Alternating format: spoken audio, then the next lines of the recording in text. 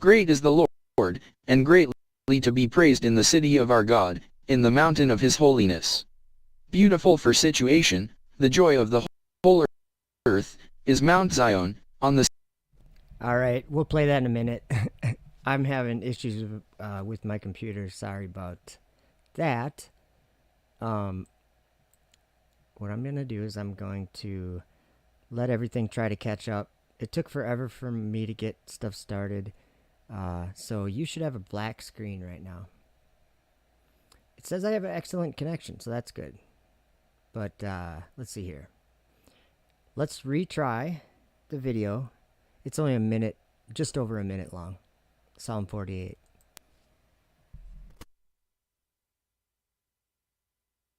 Great is the Lord, and greatly to be praised in the city. Okay, I guess that's not going to work for a while. I really wanted to play that. I could always read it. But, so here's interesting information. I'm just sharing what this kind of stuff I'm learning, okay? So, I don't know really much of anything, but the stuff that I'm learning it's like really different than I thought before. Hey guys, welcome Renee Meston and Intellectual Ketchup. That was an awesome live stream you had the other day. And welcome Michael J. Spencer. Okay. I really want to play this video, so I'm going to try one more time. And my computer seems to be a little quieter now, and maybe it'll work. So... Great is the Lord, and greatly to be praised in the city of our God, in the mountain of his holiness. Beautiful for situation, the joy of the whole earth, is Mount Zion, on the sides of the north, the city of the great King. God is known in her palaces for a refuge. For, lo, the kings were assembled, they passed by together. They saw it, and so they marveled, they were troubled, and hasted away. Fear took hold upon them there, and pain, as of a woman in travail. Thou breakest the ships of Tarshish with an east wind. As we have heard, so have we seen in the city of the Lord of hosts, in the city of our God, God will establish it forever. Selah. We have thought of thy loving kindness, O God, in the midst of thy temple. According to thy name, O God, so is thy praise unto the ends of the earth, thy right hand is full of righteousness. Let Mount Zion rejoice, let the daughters of Judah be glad, because of thy judgments. Walk about Zion, and go round about her, tell the towers thereof. Mark ye well her bulwarks, consider her palaces, that ye may tell it to the generation following. For this God is our God forever and ever, he will be our guide even unto death. Isn't that an awesome chapter? So, the reason why I made that short little video was because basically what it says in there, to me, okay, actually I could start out by telling a joke.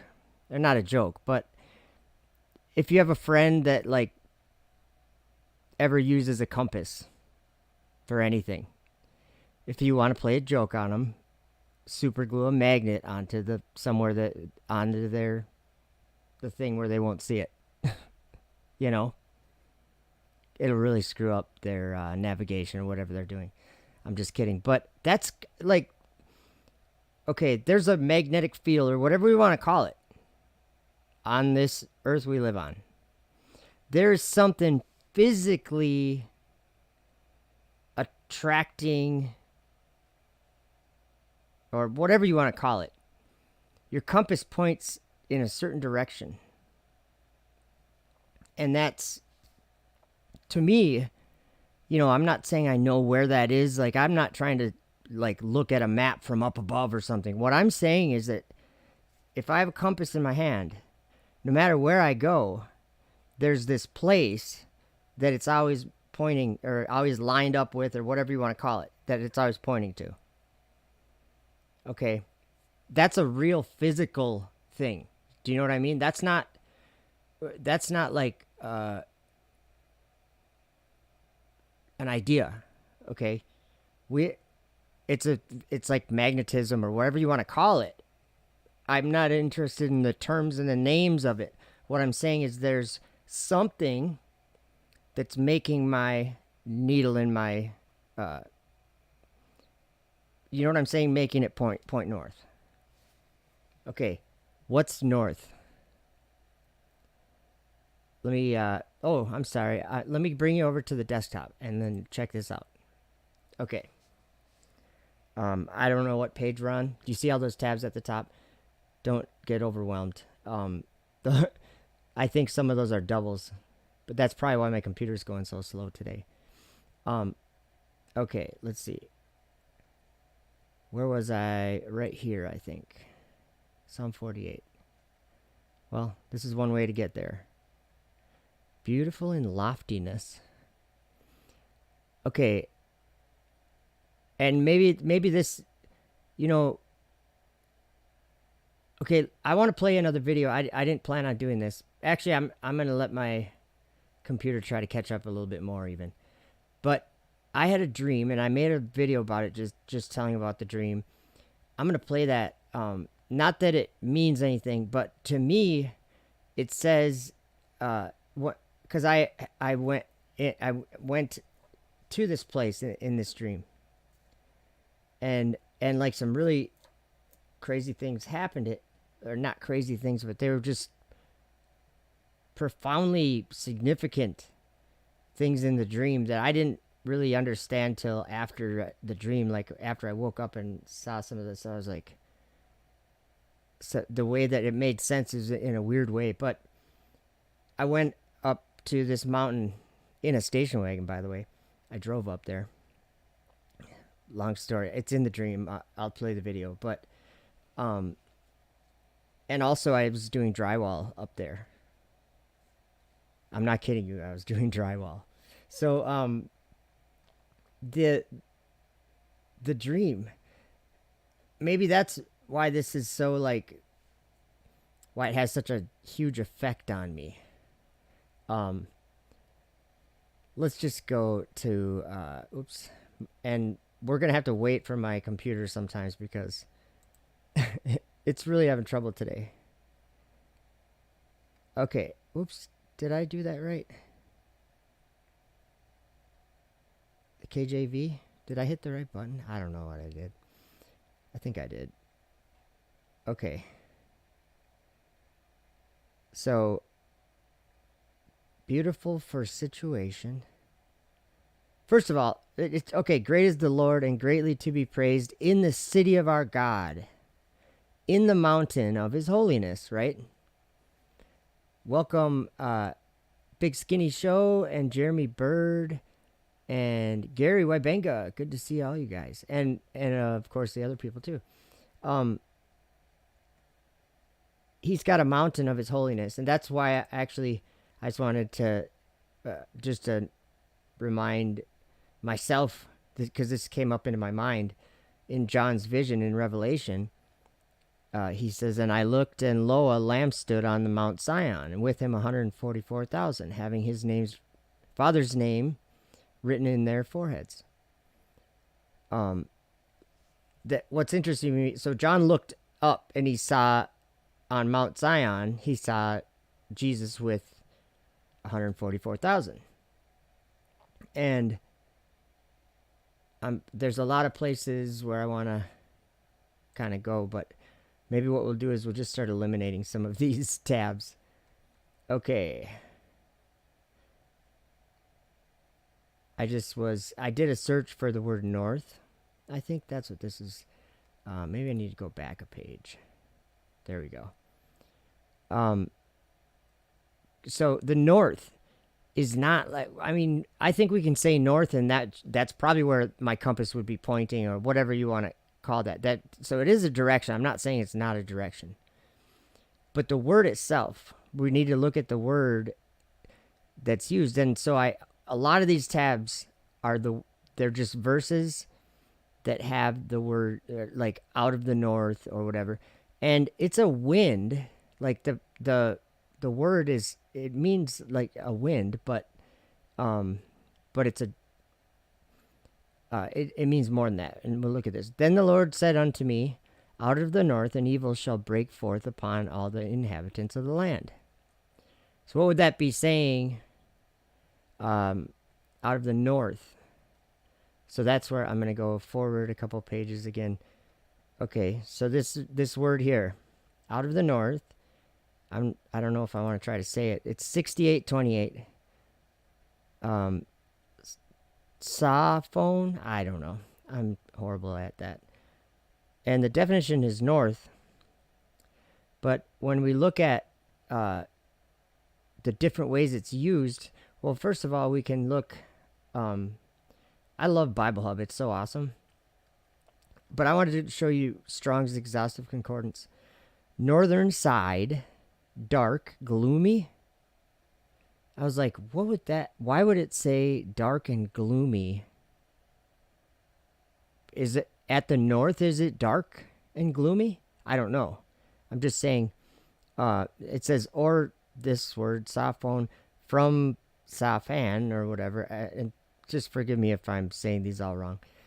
Properly hidden, dark, used only of the north as a quarter, gloomy and unknown, northern side ward wind. Okay. Gloomy and unknown. So that kind of like, I was like, okay, that's interesting. But let's look at some of the other uses here. Same word right here, from the north. This is in, oh yeah. So this is why Revelation 14 came into my mind. Let me go back a page. So this is Isaiah 49. And I always just scroll down to the King James. I'm just used to doing that. But so this is interesting because this is talking about, I think this is talking about the people that are going to be called. That's what this chapter is about. Maybe we need to go look at the chapter so I need to remind myself. Really, I'm just inviting you guys to hang out with me while I'm just trying to get my thoughts about all this right now. You know, like it's just different than I'm understanding. Like north, I think north is a direction, but it's not just a direction. It's like a place. It's like a, you know, I'm not going to say it's a city, but it's a mountain. And it's not just a mountain like that's earthly. North is kind of up. If you're on the ground, it's a direction, but it's really up, and we'll get to that. Okay. Listen, O isles, unto me, and hearken, ye people from far. The Lord hath called me from the womb, from the bowels of my mother. He had made mention of my name. Hath he made mention of my name? And he hath made my mouth like a sharp sword. In the shadow of his hand hath he hid me, and made me a polished shaft. In his quiver hath he hid me. And said unto me, Thou art my servant, O Israel, in whom I will be glorified. So this is, I don't really know exactly what this is. This is in Isaiah, but, okay, where does it say this? Okay, look what it says. And he said, It is a light thing that thou shouldest be called, or be my servant, to raise up the tribes of Jacob and to restore the preserved of Israel. I will also give thee for a light to the Gentiles, that thou mayest be my salvation unto the end of the earth. So this is Jesus, but I think it's also the same thing we see in Revelation. It's Jesus with his army of whatever. There's a lot of different ways it says it that we can find it say that he cometh with 10,000s of his saints, or some say his holy ones. I don't know who those people are angels or who knows, but he's coming with an army. I mean, and let's see here. Now saith the Lord that formed me from the womb to be his servant, to bring Jacob again to him. though Israel be not gathered. Okay. What I'm trying to remember here. Oh, look. Okay, we just need to go to Isaiah 42. This is kind of all these chapters are like full of stuff, but in Isaiah 42, some people might have your ears might perk up when you hear what the Lord says here, because he's not just saying it to anybody, he's saying it to everybody. You know, that's why we have the Word of God. It's for everyone. It's like, it's reality. That's what it is, because he declared it. He made it all happen with his mouth. He spoke it. But he's the Word of God. So anyway, this verse, it really affected me after learning a bunch of truth and stuff. And then having this drive to share it as much as I can and learn as much as I can. But so Isaiah 42 verses 6 and 7. Check this out. I, the Lord, have called thee in righteousness, and will hold thine hand, and will keep thee, and give thee for a covenant of the people, for a light of the Gentiles, to open the blind eyes, to bring out the prisoners from the prison, and them that sit in darkness out of the prison house. I am the Lord, that is my name, and my glory will I not give to another, neither my praise to graven images. Behold, the former things are come to pass, and new things do I declare. Before they spring forth, I tell you of them. So there's a couple more verses, I think like 16. Okay, this might ring true to, like, this might just be words that you already know, like just by the things that have happened in your life. And I will bring the blind by a way that they knew not. I'm going to just start that order. I love this verse. And I will bring the blind by a way that they knew not. I will lead them in paths that they have not known. I will make darkness light before them, and crooked things straight. These things will I do unto them, and not forsake them. Okay. Hear ye deaf, and look ye blind, that ye may see. Let's see. I think the next chapter, I love this book of Isaiah, but I've just wanted to find something here that these people, they come from the north. Look at it. Oh, here it is right here. Isaiah 43 verse 6. I will say to the north, give up, and to the south, keep not back. Bring my sons from far, and my daughters from the ends of the earth, even every one that is called by my name. For I have created him for my glory. I have formed him, yea, I have made him. Here's another verse. Bring forth the blind people that have eyes, and the deaf that have ears. Let all the nations be gathered together, and let the people be assembled. Who among them can declare this and show us former things? It's a question. Let all the nations be gathered together, and let the people be assembled. Who among them can declare this? Who among them can declare this and show us former things?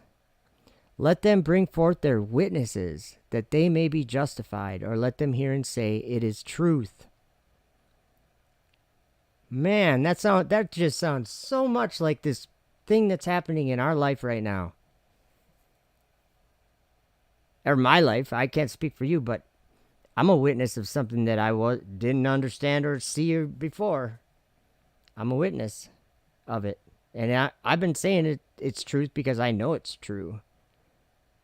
And I know a lot of the people that are going to listen to this also know exactly what I'm talking about. If you've ever been shown something And it didn't come from you, didn't come from anybody else in the world. It came from something that you can't explain. Edward the Christian says Isaiah 43:26 is one of my favorites. Okay, so then he says it again though, and we'll look at that, by the way, Edward the Christian. Okay, look at this. So let them hear and say it is truth. So he's saying, hey, your deaf ears are not deaf anymore. You can hear. So listen. And he's saying, let them hear and say it is truth. So he's saying, who can declare these things and show us former things? Who can declare it? Okay, and then the next verse is, ye are my witnesses, saith the Lord, and my servant whom I have chosen, that ye may know and believe me, and understand that I am he. Before me there was no God formed, neither shall there be after me. I, even I, am the Lord, and beside me there is no Savior. I have declared and have saved, and I have showed when there was no strange God among you. Therefore ye are my witnesses, saith the Lord, that I am God. Okay, 26. I, even I, am he. Oh, man. This whole section right here makes you feel awful, doesn't it? Like, we'll read this whole thing, Edward the Christian, because, yeah, that verse right there, did you say 25 or 26? I got to look and see. 26 is, put me in remembrance. Let us plead together. Declare thou that thou mayest be justified. I'm glad you put that in there, Edward. Thank you. See, look what he says here. He says we've dragged him through all of the things that we've done that are wrong. Where is it? Right here, the verse before. Thou hast bought me no sweet cane with money, neither hast thou filled me with the fat of thy sacrifices, but thou hast made me to serve with thy sins. Thou hast wearied me with thine iniquities. I, even I, am he that blotteth out thy transgressions for mine own sake, and will not remember thy sins. Oh, isn't that interesting that Isaiah was writing about that? Because that was a long time before what we call the New Testament, right? Just interesting that many times Isaiah seems to be directly talking about Jesus, and as if he was talking to Jesus or getting these words from Jesus. So here's another interesting thing. Okay, you know how I'm always talking about flat earth, that it's an end times thing, that it's a gospel being preached before the end because we've all been deceived. We've all been worshiping false gods we've been born into it, like without knowing it. We've been doing things and looking at God's creation in a way where it wasn't grounded in any kind of truth. And so this is so cool, though, because I think this talks about that. That's what this is, I think, where it says, oops, I went too far and then my computer won't let me go back. There we go. Where it says here, who among them can declare this and show us former things? Well, look at this. I was reading later on in Isaiah, and I found where it talked about former things. And this is crazy. Okay. Verse 3 says, I have declared the former things from the beginning, and they went forth out of my mouth, and I showed them. I did them suddenly, and they came to pass. So this is like crazy.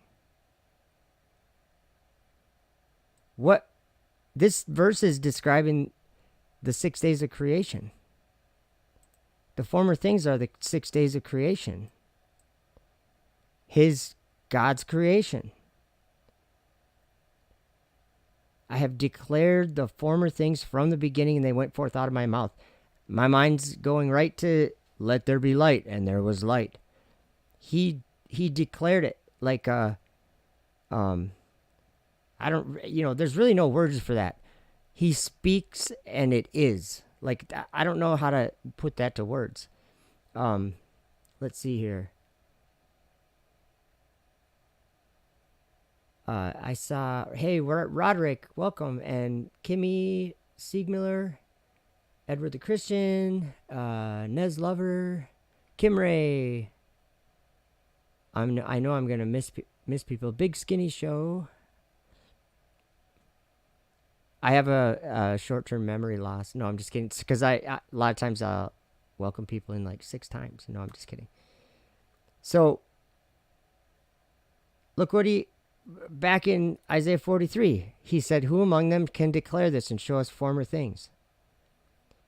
To me, that says, who can declare? And then later on it said, declare so you can be justified. But who can declare the 6-day creation? Kind of. Like that's my words, but the former things, it's what he declared out of his mouth in the beginning. So that's my take on that. I just think that's awesome. And then he said, then it's talking about witnesses. You're witnesses and say it is truth. Right there in the same verse. So anyway, that's interesting, but I'm getting a little bit off track where I was going, but that's because I think this is important. Because if you're a person that does see truth in a world of lies, like I'm not saying like we might not agree on everything. You might not think the world's flat, but do you see other lies all over the place, like crazy lies, like crazy COVID? Like what an experience this world has gone through in the last couple of years, huh? That's just one part of it too. There's a war now, and it's probably gonna get ugly. Oh, is that the podcast? Okay, because I didn't know if that was, I recognized it, the Big Skinny Show. Is that what channel you were on? Or I think you were on Intellectual Ketchup, but I actually am not sure. Are those like both your channels or something kind of? I don't know. Donna Moss, welcome, says Isaiah does talk about Jesus and end times, as does Daniel and Jeremiah. Jesus was alive in spirit before the earth was fixed up for man, and most Old Testament speak of Messiah and end times. I agree. I totally agree. All the prophets. It seems like all the prophets. And even like when they would say, the word of the Lord came to me and said,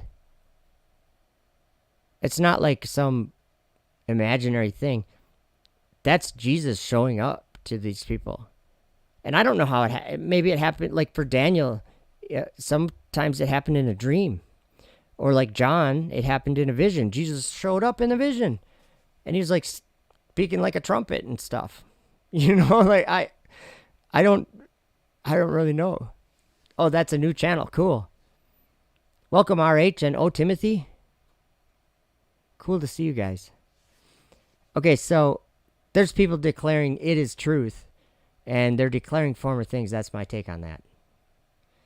And I think it's important because, like, flat Earth, biblical cosmology, whatever you want to call it, I do think that, let's say 6 years ago or something, or 5 years ago, it was like a topic that when you talk to someone about it, like it, no matter what side you were on or whatever, it was like intense, kind of intense, like, no, you're so dumb. How could you think something like that? Or on the other side, like, no, you got to check it out. It's crazy. I know it sounds crazy, but you got to check it out. Okay, like, that's all gone now.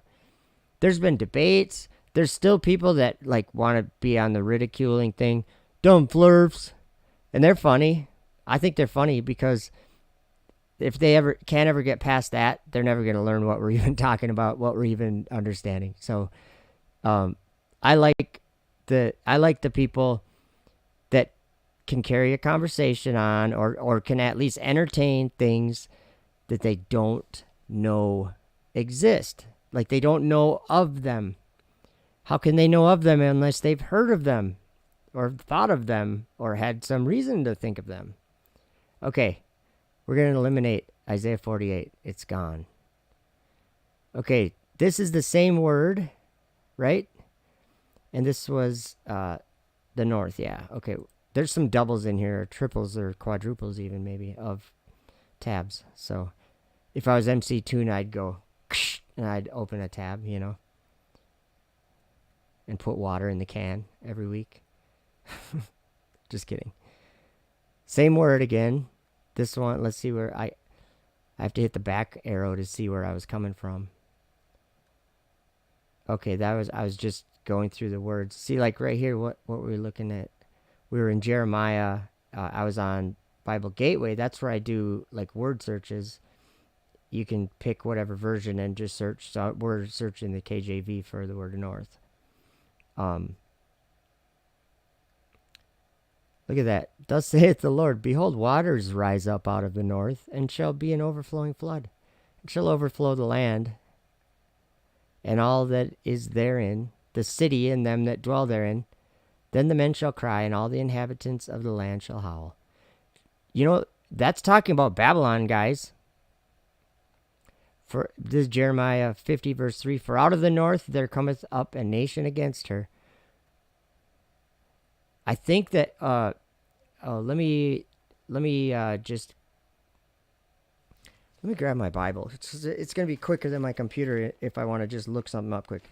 In Ezekiel, you know how this is interesting stuff. And don't think that I'm just only looking for verses that talk about flat earth. That's not what it's about. Okay, in Ezekiel 37 or 33, I don't know. It's actually more than once in Ezekiel. It says it a few times. Or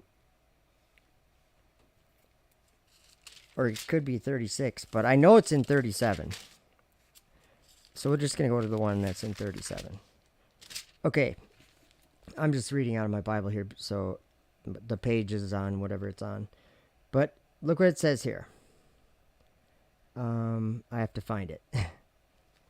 Okay, so I'm not going to tell the whole story, but because that would get really far. But I just want to say what God told him. Okay, here we are. Verse 14. Verse 13. And ye shall know that I am the Lord, when I have opened your graves, O my people, and brought you up out of your graves, and shall put my spirit in you, and ye shall live. And I shall place you in your own land. Then shall you know that I, the Lord, have spoken it and performed it, saith the Lord. That's not the verse I was looking for. It was very, very much close, though. It said what I want, what I was thinking of. I'll place you in your own land. Place you in your own land. Just seems to me that I used to live in this solar system, on this globe. Just, that's just where I was born. But I moved. I don't live there anymore. Do you guys get what I'm saying? I don't live there anymore. I live in the actual reality where I live, and I understand it much differently now. And it's flat. And it's not moving. Stationary. Yeah, he says, it's several times in the Bible. I'll put my spirit in you and give you give you a heart of, I can't remember. I don't want to try to quote if I can't remember it. So anyway, Jeremiah 51. I think Babylon is the solar system. I do. It's like space, whatever you want to call it, outer space. That great city that reigns over the kings of the earth. What do all the richest people do? Like, we could go to Google, we could search who's the richest people. And then what do? They build rockets. Yep. Just saying. Oh, what does Lucifer say in his heart he wants to do? We're going to get to that. Because remember in Psalm 48, what it said, we got to go there again. Sorry. I don't know where I had it now. We could listen to it, but I don't want to do that. Let's see here.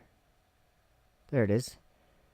Great is the Lord and greatly to be praised in the city of our God, in the mountain of his holiness. Okay.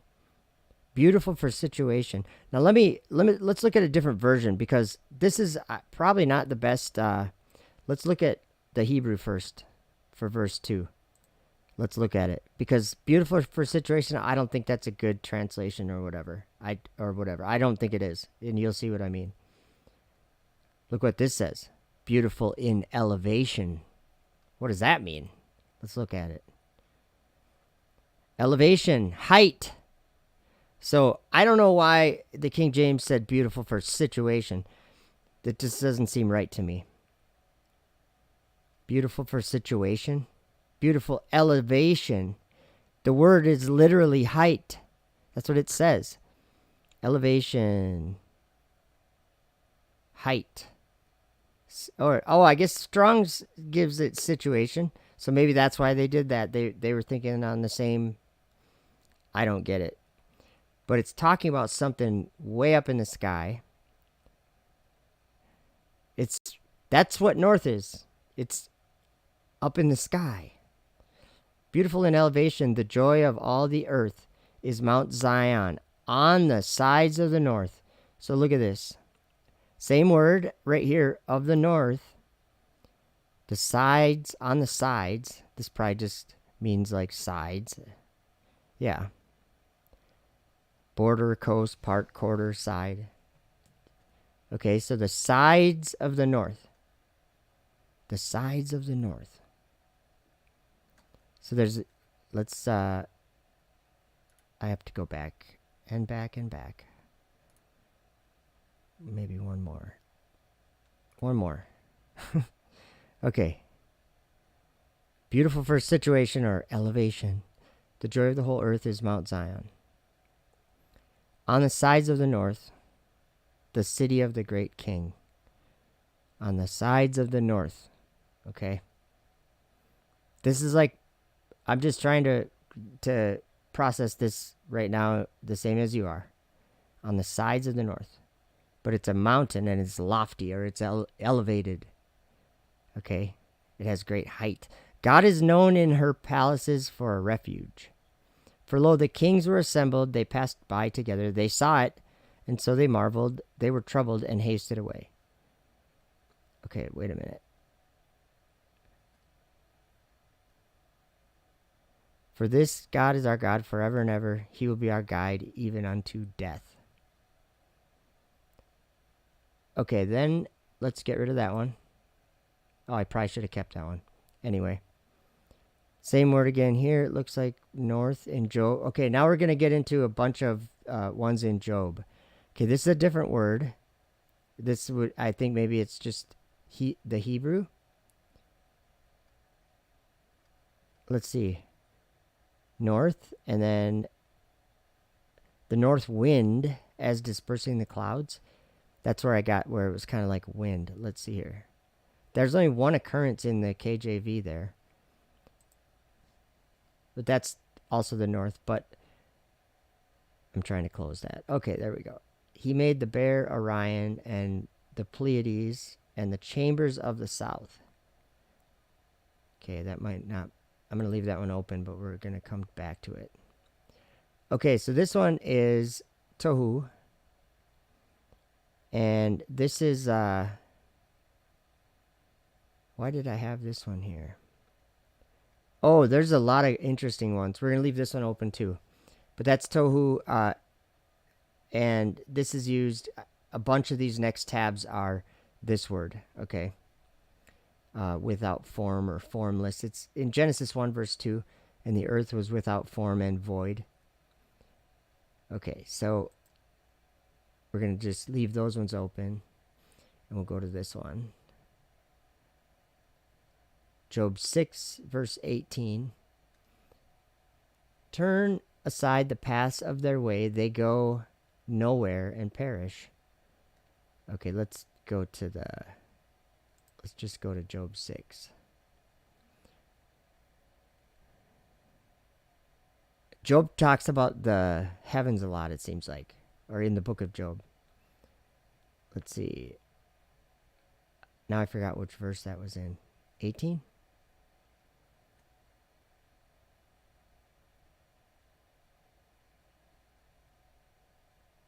Let's see here.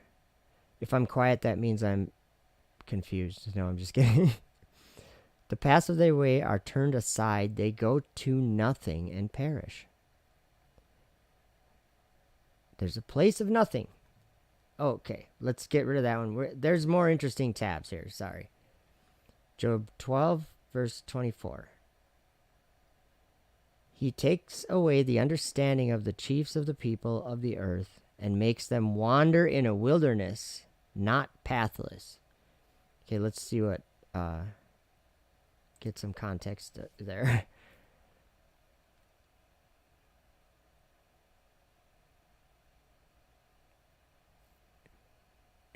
Okay. It's saying a lot of the things that he does. Okay. They grope in the dark without light, and he makes them to stagger like a drunken man. Causeth them to wander in a wilderness where there is no way. Babylon, guys. Okay, whoops, I'm gonna close that. I don't want to have too many tabs. Okay. This is the one that I kind of wanted to talk about too. This is interesting. He stretches out the north over the empty space. He hangs earth on nothing. What is? I just wanted to look at this. This is that same word, right? Tohu, nothing. Formlessness, confusion, unreality. Look at that word, unreality. The globe. It's not reality, guys. Go out the front door, that's reality. Earth's not moving, and it's right there. It's flat. It's always underneath your feet. It's not it's not in a solar system of nothing. It's not in a like a universe. Okay, look at this. Chaos, confusion, desolation, emptiness, empty space. Okay, so we got to get to Isaiah. Okay, we're going to leave that one open too, but we got to go to Isaiah, this one. Okay, so I found, like in the King James Bible, the word Lucifer once. And then there were some other versions where it was twice. Whoops, that's not the Isaiah I was looking for. Okay, this might be the one. Okay, here we go. Lucifer. It tells us what Lucifer's going to do, what he's got in his heart to do. What he says in his heart. We're going to go to the KJV. I just want to read this. This is cool stuff. Because we hear it's kind of like quite a serious thing to say. I'm trying to like maybe make a comparison. Okay, so what Lucifer's saying here is he's saying this to God as well as in his heart, but he's saying, I'm going to go where you are, and let's just read it. Okay, this is where it's talking about Lucifer. Verse 12. How art thou fallen from heaven, O Lucifer, son of the morning? How art thou cut down to the ground, which didst weaken the nations? For thou hast said in thine heart, I will ascend into heaven. I will exalt my throne above the stars of God. I will sit also upon the mount. Remember we were talking about a mountain in the north? Just look at this. I will exalt my throne above the stars of God. I will sit also upon the mount of the congregation in the sides of the north. Wait a minute. We got to go back to that Psalm 48. I closed it because I wasn't thinking. The city of our God is in the sides of the north, guys. So when Lucifer says, I'm going to be there, we have to think of why people are saying space is fake. Why are people saying that? Stop believing in that darkness as if it's something for your future. You don't want it to be in your future. A dark abyss of black darkness is not the heavenly realm where God has his throne. That darkness is like it's a trick. Whoops, why did I go to Psalm 14? I was thinking of Isaiah 14. I can't multitask. I'm horrible at that. I guess if I'm working, I can. Let's see here. I just wanted to show you this. It's the same place where oh man, I'm sorry, my computer's slow and I'm kind of screwing things up because of it. Okay. Great is the Lord and greatly to be praised in the city of our God, in the mountain of his holiness. Beautiful for situation. The joy of the whole earth is Mount Zion on the sides of the north. On the sides of the north. The city of the great king. And then so over here we have Isaiah saying, in Isaiah we have Lucifer saying, I will exalt my throne above the stars of God. I will sit also upon the mount of the congregation in the sides of the north. So I will exalt my throne above the stars of God. So there's direction here. There's up, there's down, and then what we consider to be north, south, east, and west. I like that intellectual catch-up says, is north for sure the direction we are thinking, or is it inverse of reality, just like everything else we've been taught or told?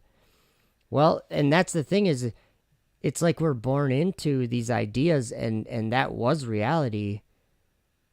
I mean, pretty much the idea that you get from going to school, taking tests and going to college or anything, is that we know everything. But we don't know anything. That's the problem. Like that's why the knowledge of man is something that God laughs at. It's not knowledge at all. Here's an example. It's not like men are stupid or something. I'm not saying that. I'm saying that we've been blinded, and this is like how it ends up is where we feel as, oh, we already know all of that. So here's my example. If I said, oh, look up there at those clouds. Well, what we've been taught is that they're up there because they're like too small particles to fall. And then they collect up with each other, and then they can fall. And that's when we have rain. Okay.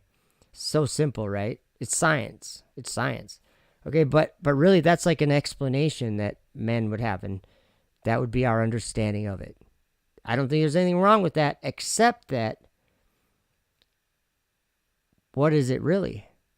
First of all, have you ever picked up a 5-gallon bucket filled with water? Or 2 of them, and try carrying it a few hundred feet? Now tell me how the clouds are up there, right? You know how much water comes when it rains? You know how much water comes from the sky?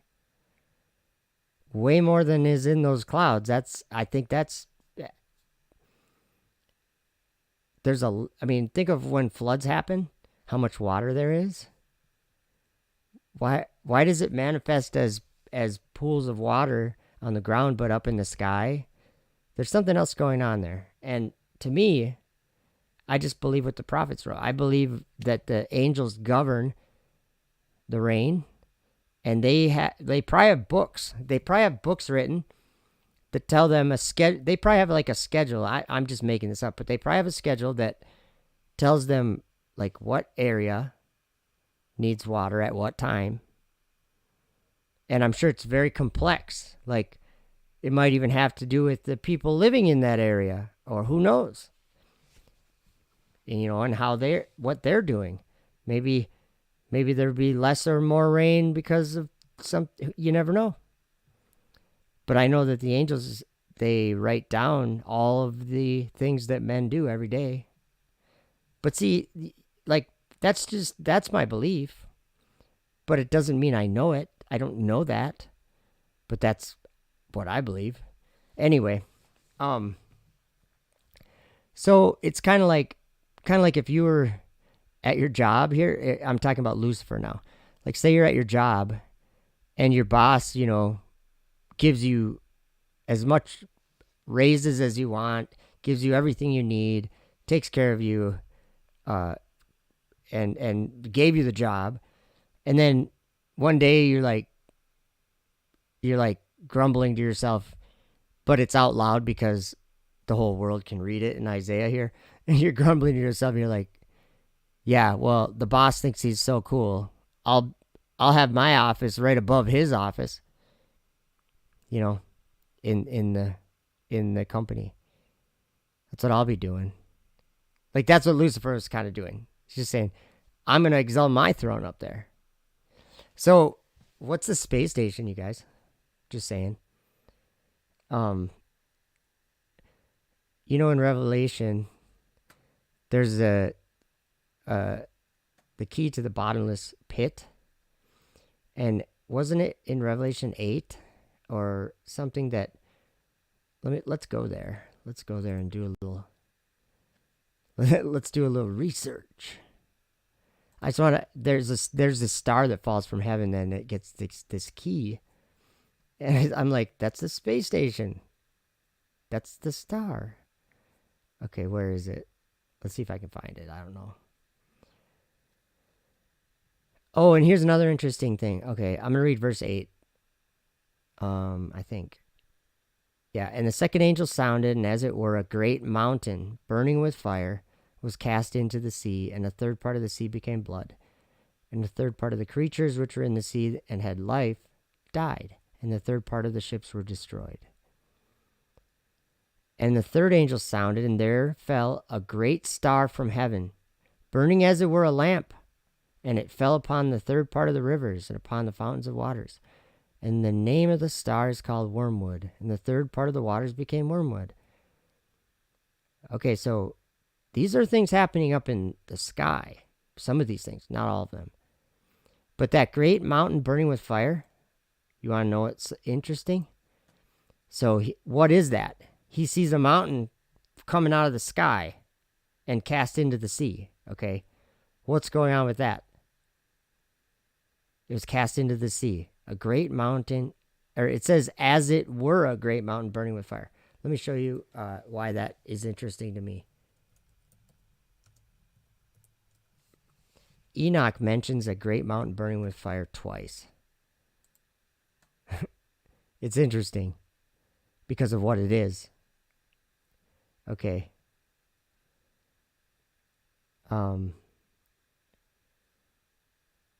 Verse 13, this is in chapter 18 of the book of Enoch. I saw there 7 stars like great burning mountains. Stars like great burning mountains. And to me, when I inquired regarding them, the angel said, this place is the end of heaven and earth. This has become a prison for the stars and the host of heaven.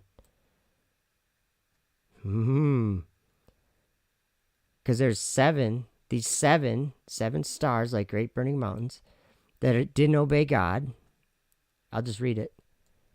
And the stars which roll over the fire are they which transgressed the commandment of the Lord in the beginning of their rising, because they did not come forth at their appointed times. And he was wroth with them and bound them till the time when their guilt should be consummated, even for 10,000 years. You guys have heard of planets, right? Well, they're these guys right here. 7 stars, like great burning mountains. So in Revelation, when he says, and the second angel sounded, and as it were, a great mountain burning with fire was cast into the sea, makes sense to me. I wonder if it's Mars or Jupiter or what it is, but whatever it is, could be interesting, but ain't gonna be good. And look at this: the 4th angel sounded, and the 3rd part of the sun was smitten, 3rd part of the moon, 3rd part of the stars. So as the 3rd part of them was darkened, and the day shone not for a 3rd part of it, and the night likewise. Okay, it was in this chapter, the next chapter. I already hit the button. It's just taking too long. Welcome, Chris. Good to see you. And awaken in the light. Let's see, Revelation 9. And the 5th angel sounded, and I saw check this out. I saw a star fall from heaven unto the earth, and to him, wait a minute. I thought stars were burning balls of gas like suns. No. They have all he calls them all by their names, guys. Like, cuz they're alive, okay? They're alive in some kind of way. And I saw a star fall from heaven unto the earth, and to him was given the key of the bottomless pit. And he opened the bottomless pit. Oh boy. I want to try to show you something really quick. So bear with me for just a second. We'll wait for that page. I don't know why that came up. I'm going to show you some footage of something that I filmed. I filmed something. My computer's on extra slow mode. I don't know what's going on. Wow. Okay, so anyway, the space station, it looks like a star when it flies over. Think about it. What if he was given a key to the bottomless pit? Oh, what do the astronauts do when they're in the space station? They're falling. They're in 0G. They're in free fall. They're falling around that curvature. Proves a globe. No, they're in the sides of the north, guys. But look what God says. Look what Isaiah says about smart old Lucifer. He ain't that bright, guys. Look at. So he says, I will ascend above the heights of the clouds. I will be like the Most High. Yet thou shalt be brought down to hell, to the sides of the pit. Space exploration. They're not climbing into heaven. I mean, I don't know. Some people want to get really technical and say, well, isn't the firmament heaven? Yes. But what did Jesus say? No man ascended into heaven. Hath ascended into heaven. No man. They're being brought down to hell, to the sides of the pit.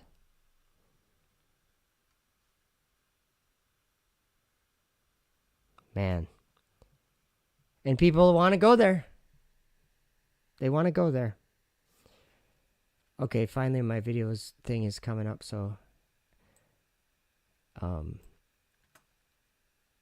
okay, so where were we? We're going to get to a couple of more of these.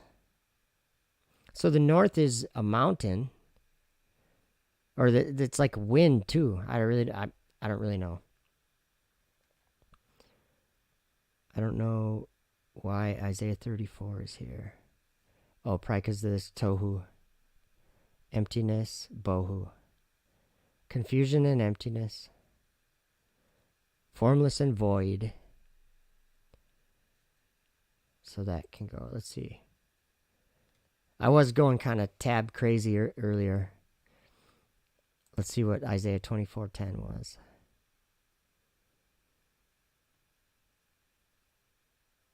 Yeah, Donna Moss says, yes, they ascend to heaven, but not highest heaven. There's 7 tiers. And I've read a lot of Apocrypha books that are very clear about what's in the firmament. I mean, we all know that God set the sun, moon, and stars in the firmament. But there's other things going on there too. Isaiah, son of Amos, wrote in the Ascension of Isaiah, he told of a vision that he had where an angel came and was elected to take Isaiah up to heaven and show him whatever things he was going to show him. And as they were ascending up in the sky, he said, he went up to the firmament, and there he saw Samuel and his hosts, and the angels of Satan were fighting with, or were envying one another. And the same thing when they went back down, when they got to the firmament. So the way Isaiah described it, there was like 7 layers of heaven, and the firmament was like the end of heaven and the beginning of the earth, or vice versa. And actually, that's what it said in Enoch here. There's a waste and horrible place. This place is the end of heaven and earth. This has become a prison for the stars and the host of heaven. So if you leave the earth and go sideways, you can get deceived. Really good. But thou shalt be brought down to hell, to the sides of the pit. Well, since we're in the book of Enoch, really quick, I'll just since it's on the same, it is the same subject. These people are being tricked into going into the pits of hell, guys. Look at verse 8 in chapter 56. In those days Sheol shall open its jaws, and they shall be swallowed up therein, and their destruction shall be at an end. Sheol shall devour the sinners in the presence of the elect.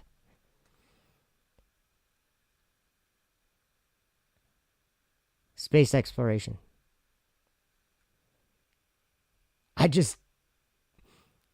Oh, wow. Let's see here. Where is this?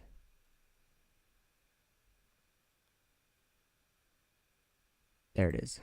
Okay, you guys ready for the video? So I had a dream, and it just, you fall asleep and then you wake up and you're like, oh, I had a dream. That's all it was. So I'm not trying to make a statement with it or anything. I'm just trying to share with you that there is a mountain there. But it just might not be able to see it with your eyes or something yet. There's a mountain there though. Check this out.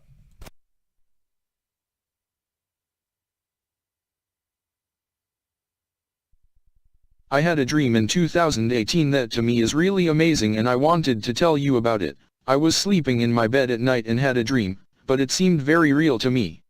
There is a part of me that believes that it was a dream, but that it took place in a real place. Here is where it started. I was driving a station wagon up the side of this mountain, and the traffic was heavy with big dump trucks going way too fast and passing me and almost knocking me off of the steep skinny road, and there were people with me in the car, but I didn't see any of them. I just knew they were riding with me, and we got to a city at the top of the mountain, and we were above the clouds. There was a pool of water that was about waist high, and off in the distance I could see and hear children playing in the water. Then I looked to my right, and there was a very tall man with his hand on my right shoulder, and I looked at him and he looked at me, but we didn't say anything, and we walked through the pool together. He was showing me some things that I didn't understand, and still wonder about what a certain thing I saw was, a person I knew, and they were underwater, and it looked like the person was drowning, and I looked up at the man and he looked at me with a look of sadness or disappointment. I don't understand why he showed that to me. But another part of the dream is that a girl who was special to me was up there, and she was getting married to that tall man who walked with me in the pool, and they asked me to come to celebrate with them.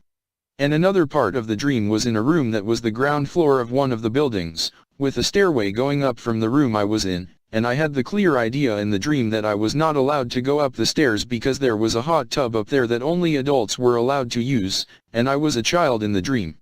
And then I realized that I was working on that building, and we were finishing the drywall in the room I was in, when a woman that looked to be about 50 years old or so came down the stairs, and she got our attention and told us to stop working so we could listen to her. I realized that those people who were riding with me in the car were doing drywall with me in that room, and she told us to stop and hear what she was going to say. She said, in this room, the walls must be perfect, because we study the Bible in this room, and then she repeated herself again. These walls have to be finished perfect, this is the room that we study the Bible in. So I said to her, we will get them perfect. And then I woke up. This dream is the only dream I have ever had where I went to a place and remember the place I went clearly, and can see in my mind the things I saw in the dream. It feels like I really went up to Mount Zion and walked with Jesus in a pool. I woke up in tears and it was very powerful and still is to me. If I was going to say something that I learned from this dream, there would probably be many things, but to me, it verifies something I have read about, and that Jesus claimed. In John 14:1-4, Jesus tells us about a place that we can inherit, and how to do it. He says this: "Let not your heart be troubled, ye believe in God, believe also in me. In my Father's house are many mansions, if it were not so, I would have told you. I go to prepare a place for you. And if I go and prepare a place for you, I will come again, and receive you unto myself, that where I am, there ye may be also." I think Ezra saw the same place I went to in my dream. In 2 Esdras 3:42-48, I found something interesting. It says, "I Esdras saw upon the Mount Zion a great people, whom I could not number, and they all praised the Lord with songs. And in the midst of them there was a young man of a high stature, taller than all the rest, and upon every one of their heads he set crowns, and was more exalted, which I marveled at greatly. So I asked the angel, and said, Sir, what are these? He answered and said unto me, These be they that have put off the mortal clothing, and put on the immortal, and have confessed the name of God, now are they crowned, and receive palms. Then said I unto the angel, What young person is it that crowneth them, and giveth them palms in their hands? So he answered and said unto me, It is the Son of God, whom they have confessed in the world. Then began I greatly to commend them that stood so stiffly for the name of the Lord. Then the angel said unto me, Go thy way, and tell my people what manner of things, and how great wonders of the Lord thy God, thou hast seen.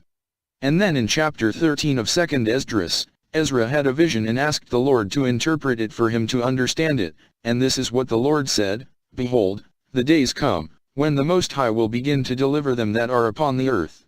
And he shall come to the astonishment of them that dwell on the earth. And one shall undertake to fight against another, one city against another, one place against another, one people against another, and one realm against another. And the time shall be when these things shall come to pass, and the signs shall happen which I shewed thee before, and then shall my Son be declared, whom thou sawest as a man ascending. And when all the people hear his voice, every man shall in their own land leave the battle they have won against another. And an innumerable multitude shall be gathered together, as thou sawest them, willing to come, and to overcome him by fighting. But he shall stand upon the top of the Mount Zion. And Zion shall come, and shall be shewed to all men, being prepared and builded, like as thou sawest the hill graven without hands. And this my Son shall rebuke the wicked inventions of those nations, which for their wicked life are fallen into the tempest. And shall lay before them their evil thoughts, and the torments wherewith they shall begin to be tormented, which are like unto a flame, and he shall destroy them without labor by the law which is like unto me.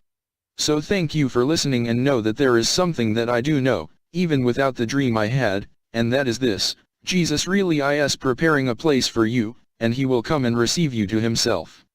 I saw the place he is preparing. I have been there in a dream. Well, I actually am working on the drywall there.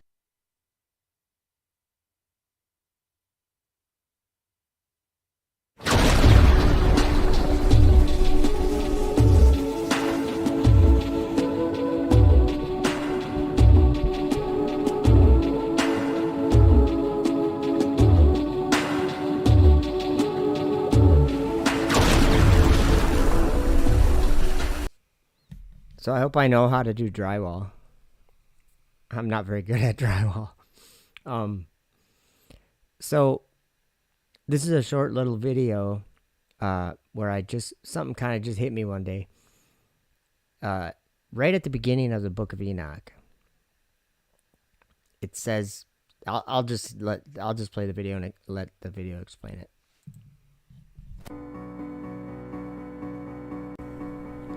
Are we living in the day of tribulation?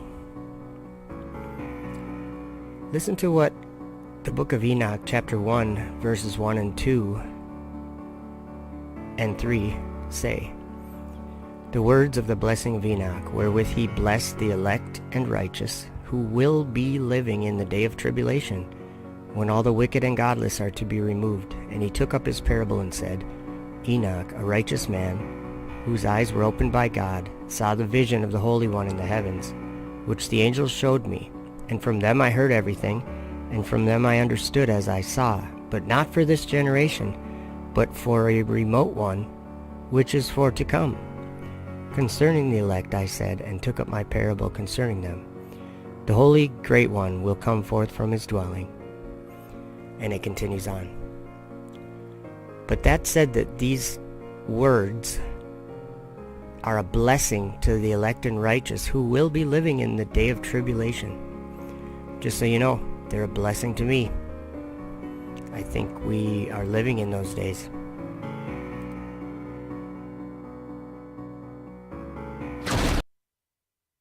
We don't need to hear that intro or that outro thing again. That'd be like the third time already. So, are we blind? I love this little story.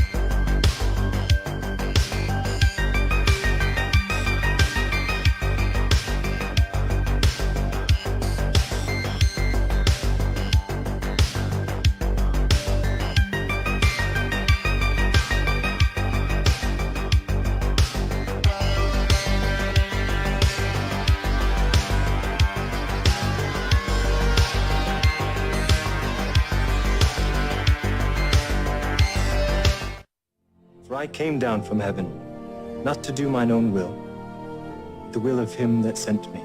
And this is the Father's will which hath sent me, that of all which he hath given me I should lose nothing, but should raise it up again at the last day.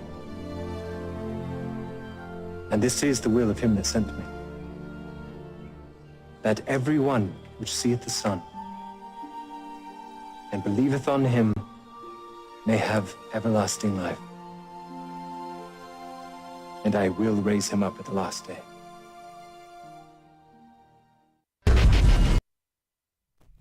All right.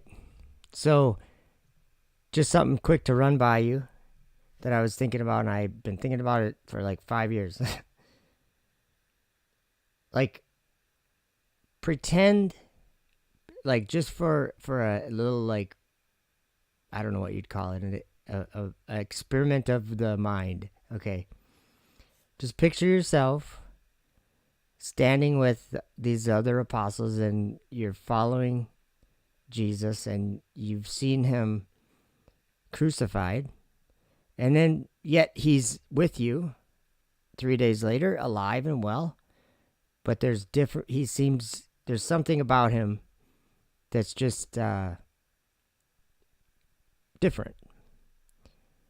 And he's still the same. But then just picture this. You're standing there, and actually I'll go and I'll kind of read the things that he said really quick. And then we'll just picture yourself in this situation, okay? And I just want to run something by you. Okay. So, being assembled together with them,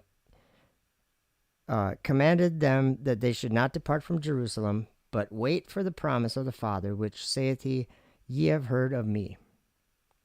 For John truly baptized with water, but ye shall be baptized with the Holy Ghost not many days hence. When they therefore were come together, they asked him, saying, Lord, wilt thou at this time restore again the kingdom to Israel? And he said unto them, It is not for you to know the times or the seasons which the Father hath put in his own power, but ye shall receive power. After that the Holy Ghost is come upon you, and ye shall be witnesses unto me both in Jerusalem and in all Judea and in Samaria and unto the uttermost part of the earth. And when he had spoken these things, so, okay, this is where I want you to picture you're standing there with the rest of them, or us, whatever you want to say. And this is, so he just said that, and then this is what the next verse. And when he had spoken these things, while they beheld, he was taken up, and a cloud received him out of their sight. So we're watching, right? And all of a sudden he starts going up, high enough where a cloud blocks us from seeing him. That's what this just said. While they beheld. So they were watching this. It wasn't like they looked away and then he was gone. They watched this happen.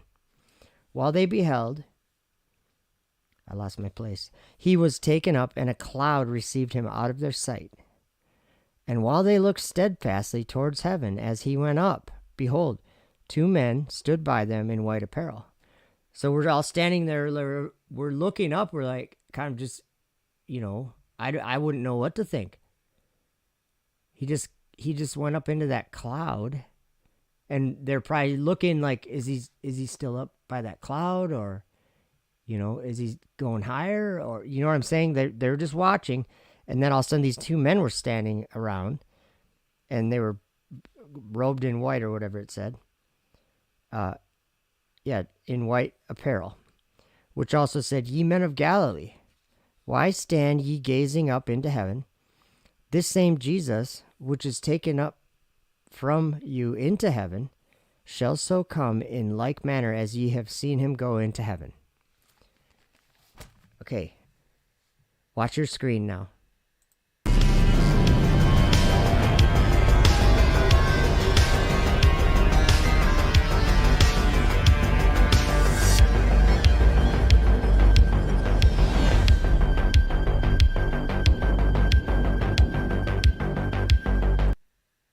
Is there a conflict?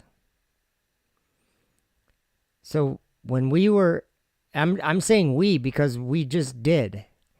We just went over that story. Now, if you believe it or don't believe it, that's up to you. What I'm saying is that if we put ourselves in the place where those guys were, they watched him go up into the clouds. And then the only thing that happened after that is these two, I'm guessing angels, but these two men showed up and they said, "What are you guys doing looking up there?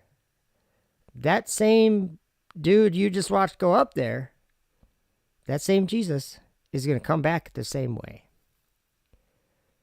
And now let's go watch a rocket launch. And then let's actually compare that with what Lucifer says in his heart. I will ascend into heaven and exalt my throne above the stars of God. I will ascend above the heights of the clouds. What was the thing he said about I will set my, let's go there.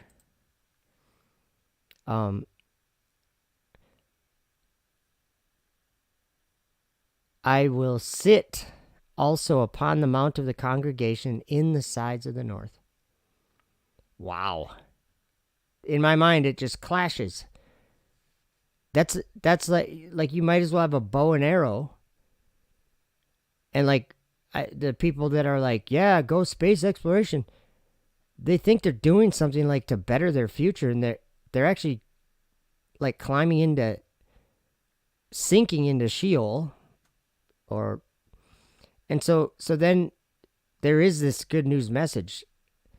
Come out of that stuff. Here, let me read some verses here. This is a video I made a while ago, and I called it "Hello." Like your phone's ringing. Are you going to answer it? Howbeit when he, the Spirit of truth, is come, he will guide you into all truth. For he shall not speak of himself, but whatsoever he shall hear, that shall he speak. And he will show you things to come. He shall glorify me, for he shall receive of mine, and shall show it unto you. Unto whom it was revealed that not unto themselves, but unto us they did minister the things which are now reported unto you by them that have preached the gospel unto you with the Holy Ghost sent down from heaven, which things the angels desire to look into. Wherefore gird up the loins of your mind, be sober, and hope to the end for the grace that is to be brought unto you at the revelation of Jesus Christ. But ye are a chosen generation, a royal priesthood, a holy nation, a peculiar people, that ye should show forth the praises of him who hath called you out of darkness into his marvelous light, which in time past were not a people, but are now the people of God, which had not obtained mercy, but now have obtained mercy. Now to him that is of power to establish you according to my gospel, and the preaching of Jesus Christ, according to the revelation of the mystery, which was kept secret since the world began, but now is made manifest, and by the scriptures of the prophets, according to the commandment of the everlasting God, made known to all the nations for the obedience of faith. To God only wise be glory through Jesus Christ forever. Amen. Behold, I come quickly. Hold that fast which thou hast, that no man take thy crown. Him that overcometh will I make a pillar in the temple of my God, and he shall go no more out. And I will write upon him the name of my God, and the name of the city of my God, which is New Jerusalem, which cometh down out of heaven from my God, and I will write upon him my new name. He that hath an ear, let him hear what the Spirit saith unto the churches.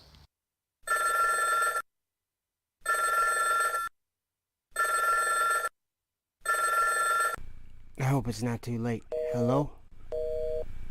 Hello?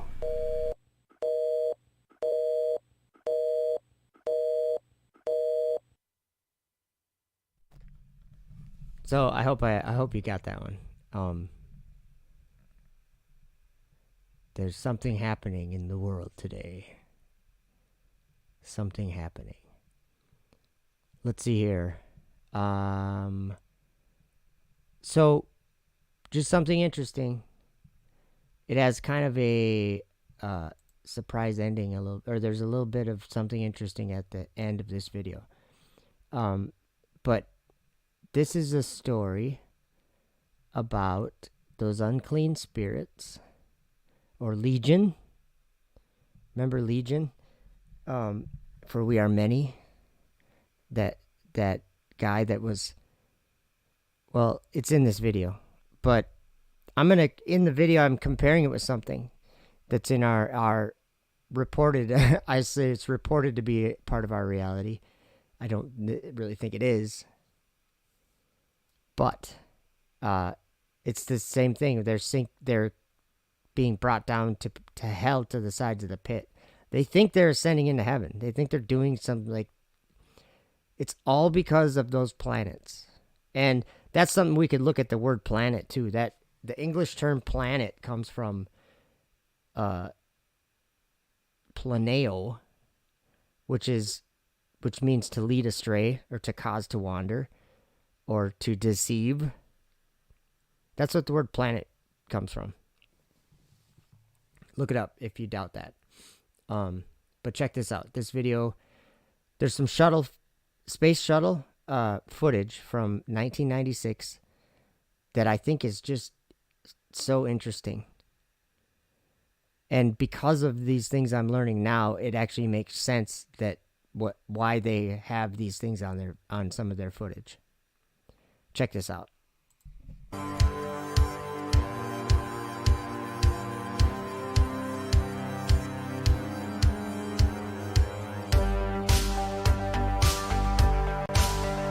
Columbia and the satellite now 77 nautical miles apart. In that call reporting that the crew can see the tether and see the satellite.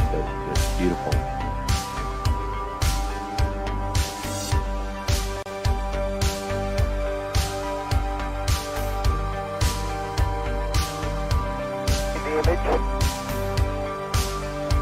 Franklin, we see a long line, a couple of star-like things, and a lot of things swimming in the foreground. Can you describe what you're seeing?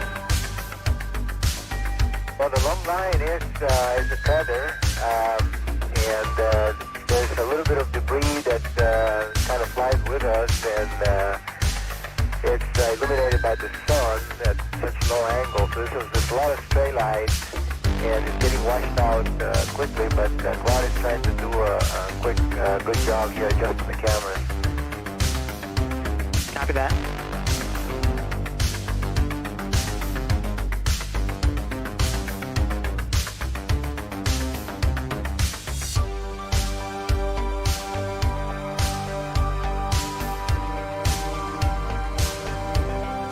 The satellite. Again, just moving into sunrise. 81 nautical miles now from Columbia.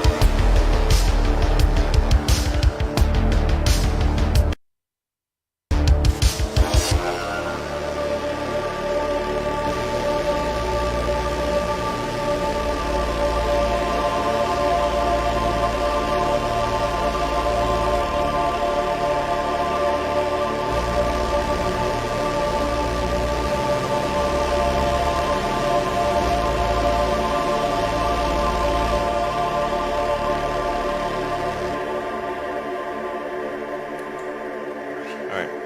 As you can see, Gertrude is healthy and happy. You can just, if you look closely, you can just barely see the scar where the implant was put in. And now let's take a look at the real-time data that's being transmitted from Gertrude's Neuralink implant. Neuralink implant. Neuralink implant. Neuralink implant. Neuralink implant. Did you guys catch that at the end? Neuralink implant. If you're not familiar with what Neuralink is, it's been tested on swine, a herd of swine. It's a brain chip that Elon Musk is working on. They put it in a monkey. The monkey plays Pong with his brain. Next is humans. I'm just kidding. It will be. That's what they'll do. That's what they'll try to do. Whatever. I don't know. I think it was Rebel Snarfle in the chat said something about can't mix iron and clay. They'll try anyway. I was looking for a video. That's why I kept skipping at the end. So I was like, I had to abort my mission of looking for the video. I wanted to, okay. Thomas Morgan, a good friend of mine, and he was actually, we did a live stream maybe 2 weeks ago. He sent me a text. I'm going to have to look at my phone now. He sent me a text, and it was just a picture of something. Let's see here. How do we get... It was a picture, and I wish I could show it to you. Let's see here. I can show it to you just by doing this. Okay, let me look at this image. All right.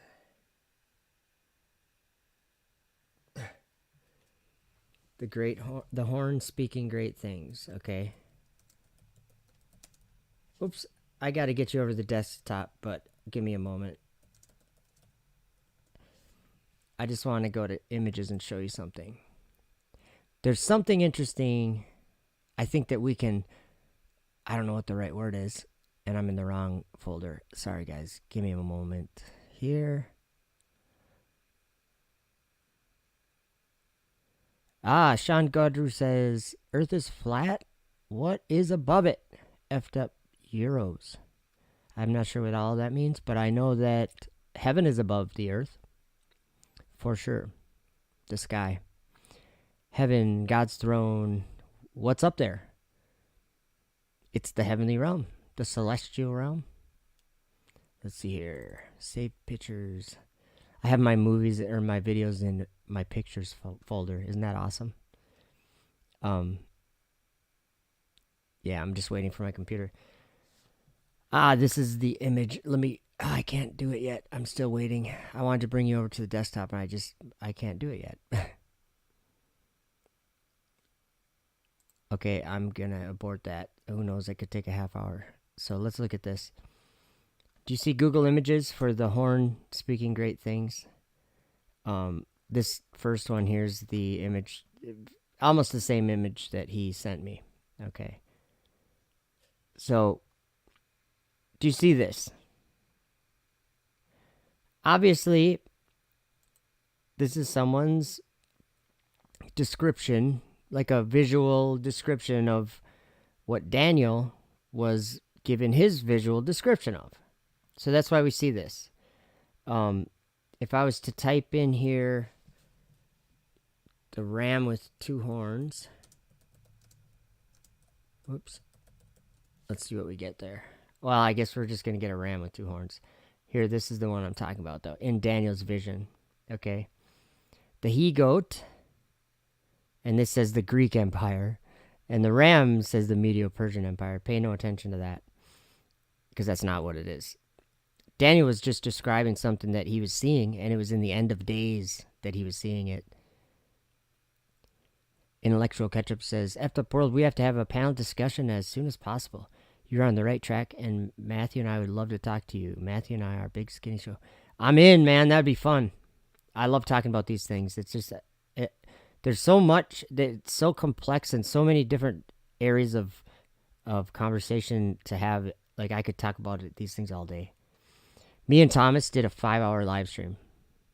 5 hours. Somehow. We just kept going.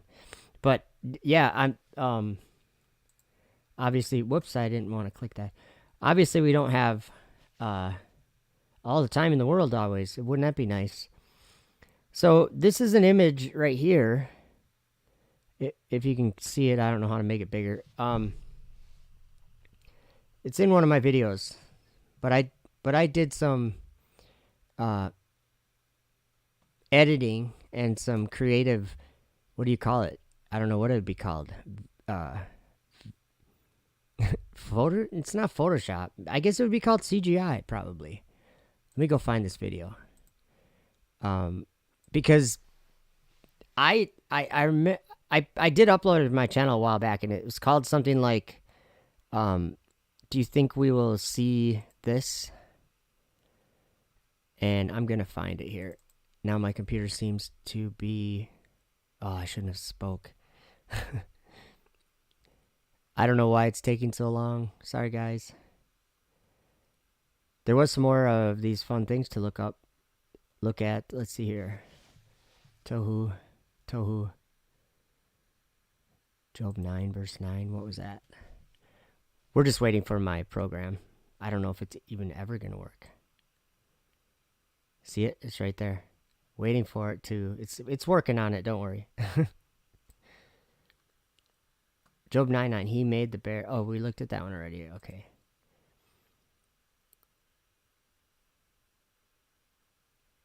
I'm going to try to close some of these.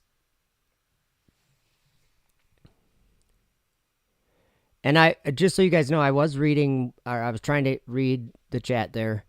I get behind and whatever, but I do know that the Big Skinny Show was pointing out some interesting things about Genesis. And that would be fun to have a conversation about that stuff. Because yeah, I get the idea that I've had for a long time just with flat earth or whatever, and some of that's been like misunderstood too. Because actually when we look up at the sky, like a lot of people really come against the idea of hell being above the earth. Well, I would argue that hell is not in the same realm as the earth. Hell is a spiritual place. When we die, our bodies don't go to hell. Our spirit would, right? Or Sheol or whatever. Or Abraham's bosom. Our bodies don't go there. We get buried in the ground, 6 feet deep or whatever. That's where our bodies are. We leave our body, or whatever you want to call it. Our spirit goes somewhere else. And I would argue that the spiritual realm is above the earth and below the earth and in the heart of the earth. But it's not really on the surface of the earth or 6 feet below it either. Do you get what I'm saying? What I'm saying is that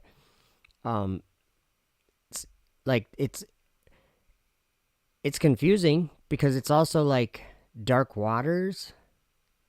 So there's a water element to hell, but those waters, Enoch saw what happened to make those waters turn into a fire that burns forever. Yeah, that's in Enoch chapter 67. Go read the last verse. It'll blow your mind. Like, what? It's talking about the angels that were imprisoned in those waters, are being punished in those waters. When they would ascend in those waters, something like that, that they would change the temperature of the waters. And that they would be too busy doing what I'm paraphrasing. They'd be too busy doing what they think they're supposed to be doing to pay attention to what's happening. And those waters, they wouldn't notice or they wouldn't know that those waters would become a fire that burns forever. Have you ever heard of the lake of fire? Yeah, it's dark waters. It's Waters above the earth. And I'm sure they're below the earth too. Like, not the ones that are in the earth, or I mean on the earth. I bet you the English language really screws up a lot of our understanding of the scriptures. I don't know though. Okay, let's see if I can find this video. I'm not able to find anything. That folder finally opened, but I'm still waiting for the next one now. Okay, so look at this. Or this isn't the one. Let's see.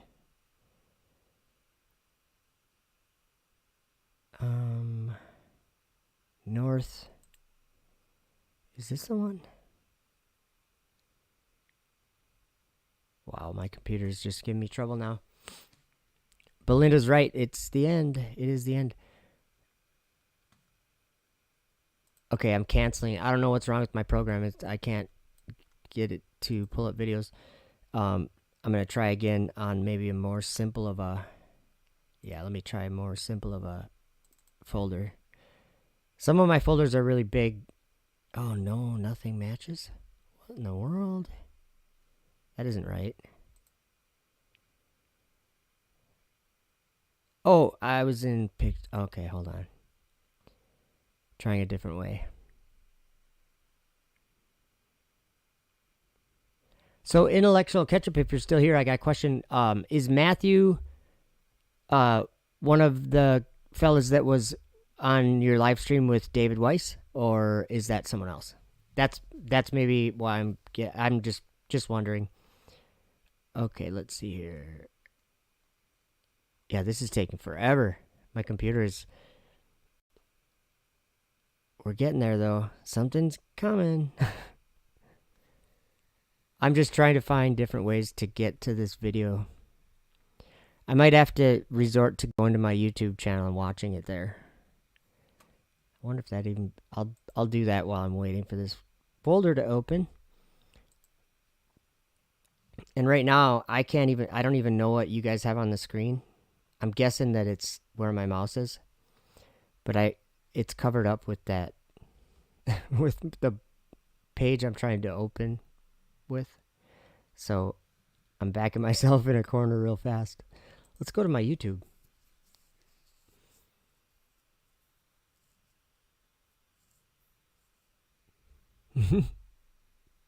Hey, effed up world's on.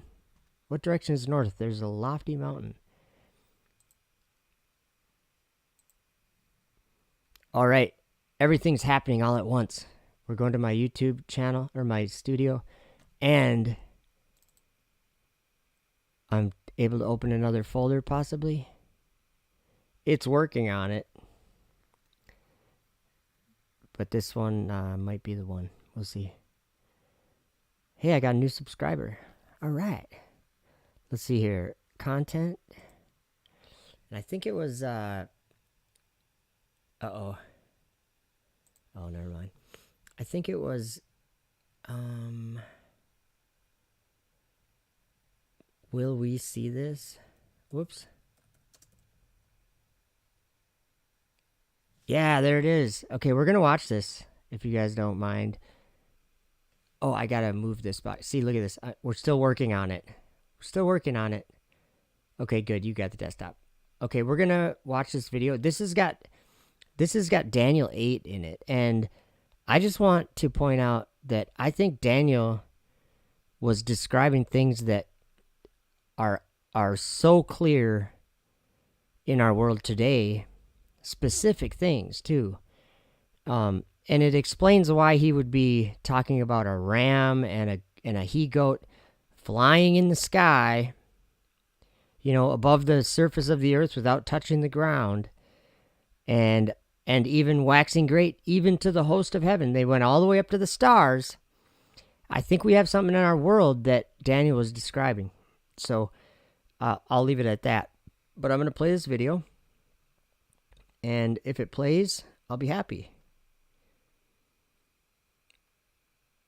All right, here we go.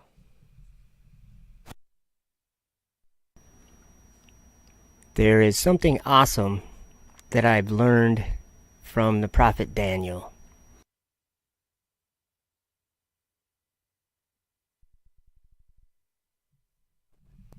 Uh-oh.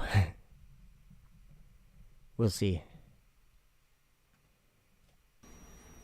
So I'm going to read you a little story of a vision that he had and wrote down. And then we're going to analyze it in the modern day we live in.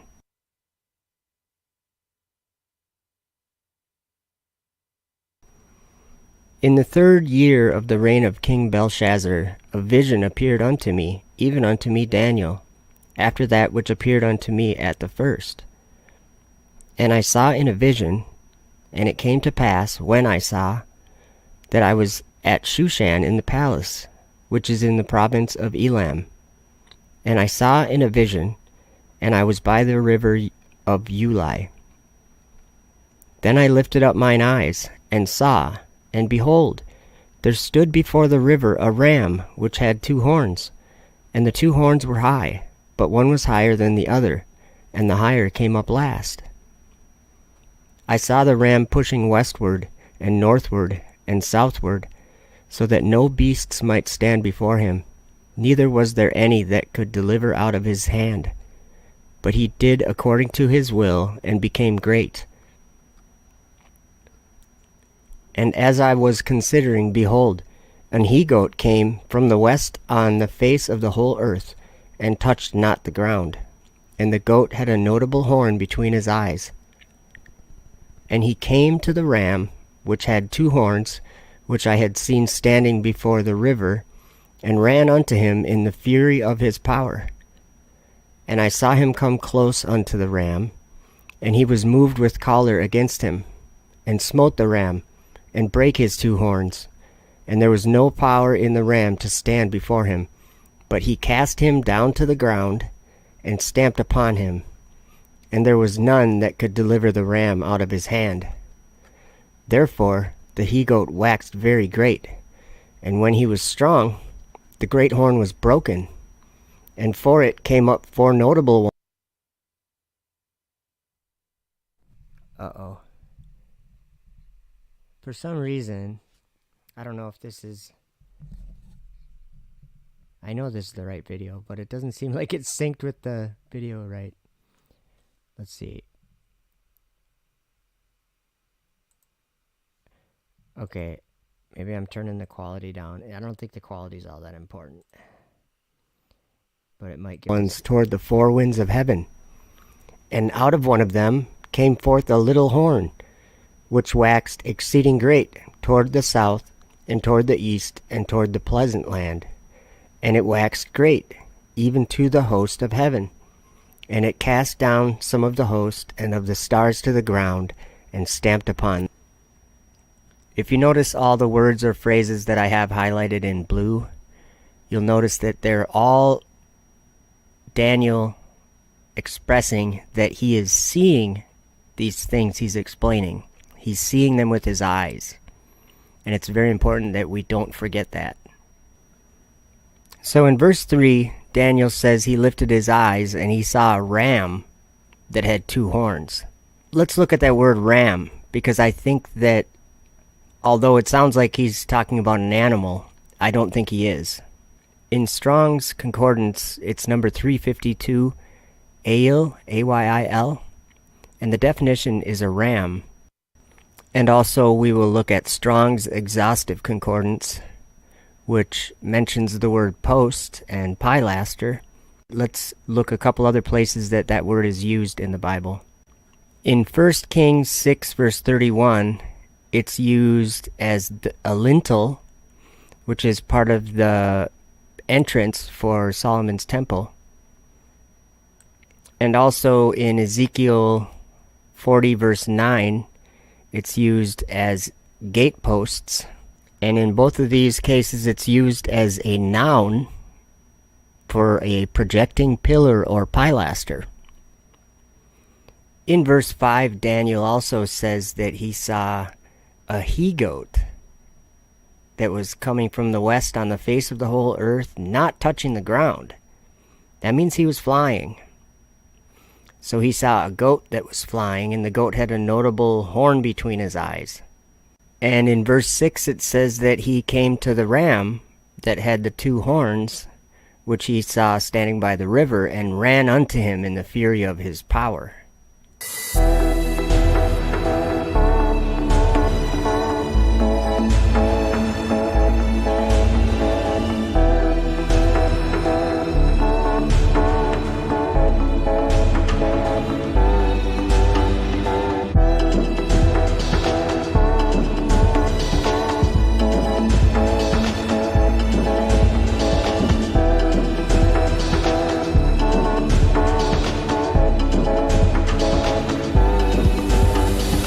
So in verse 10, it says, "And it waxed great, even to the host of heaven. And it cast down some of the host and of the stars to the ground, and stamped upon them." We live in 2021, and there are things in our world today that fit this description that Daniel visually gives very well. So let's watch a video that I made a few years ago when I first started realizing this, and listen to it again. Then I lifted up mine eyes, and saw, and behold, there stood before the river a ram which had 2 horns, and the 2 horns were high, but one was higher than the other, and the higher came up last. I saw the ram pushing westward, and northward, and southward, so that no beasts might stand before him. Neither was there any that could deliver out of his hand. But he did according to his will, and became great. And as I was considering, behold, an he-goat came from the west on the face of the whole earth, and touched not the ground. And the goat had a notable horn between his eyes. And he came to the ram that had 2 horns, which I had seen standing before the river, and ran unto him in the fury of his power. And I saw him come close unto the ram, and he was moved with choler against him, and smote the ram, and brake his 2 horns. And there was no power in the ram to stand before him. But he cast him down to the ground, and stamped upon him. And there was none that could deliver the ram out of his hand. Therefore the he-goat waxed very great. And when he was strong, the great horn was broken. And for it came up 4 notable ones toward the 4 winds of heaven.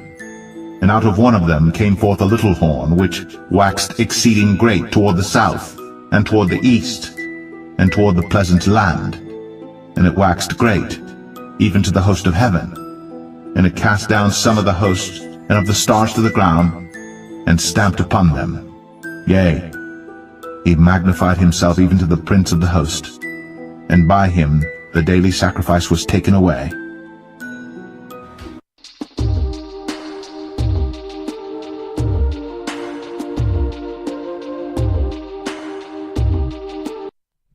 So do you think you're going to see a flying goat and a flying ram fighting in the sky? Or do you think maybe we already see that happening? When okay, let me just go back a little bit. Actually, let me just read you 3 verses or something. Okay, because to me, when I read that, Daniel 8, just the first 10 verses, I'm reading about a rocket going through stage separations. Daniel's describing stage separations. And this is something like someone that's like, yeah, the Bible's bunk. Explain this then, Okay. Like verse 5. The he-goat came from the west on the face of the whole earth, and touched not the ground. Okay. That's one thing, but so he came to the ram, and then they were fighting or whatever, and he came close to him. Okay, and then he smote the ram and broke his 2 horns. And there was no power in the ram to stand before him, but he cast him down to the ground and stamped upon him. And there was none that could deliver the ram out of his hand. So he's still got the ram. He's still pulling him up. And it says, therefore the he-goat waxed very great, and when he was strong, the great horn was broken. So it's breaking again, like it's a stage separation. That's what I'm reading about. It says, a great horn was broken, and for it came up four notable ones toward the four winds of heaven. Like, let's keep the details here too, or I mean, the descriptive words, towards the four winds of heaven. That's up in the sky. And it says, and out of one of them came forth a little horn. Like the dragon capsule separating from the second stage. Like, this is what I'm reading here. Toward the south, toward the east, and toward the pleasant land. And it waxed great, even to the host of heaven. I'll tell you what. There's rockets in your Bible, guys.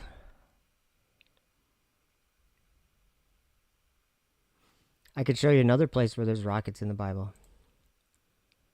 I mean, it doesn't say the word rockets, but I don't think people even said the word rockets till 70 years ago or something. Probably 100 years ago. I don't know. Rockets.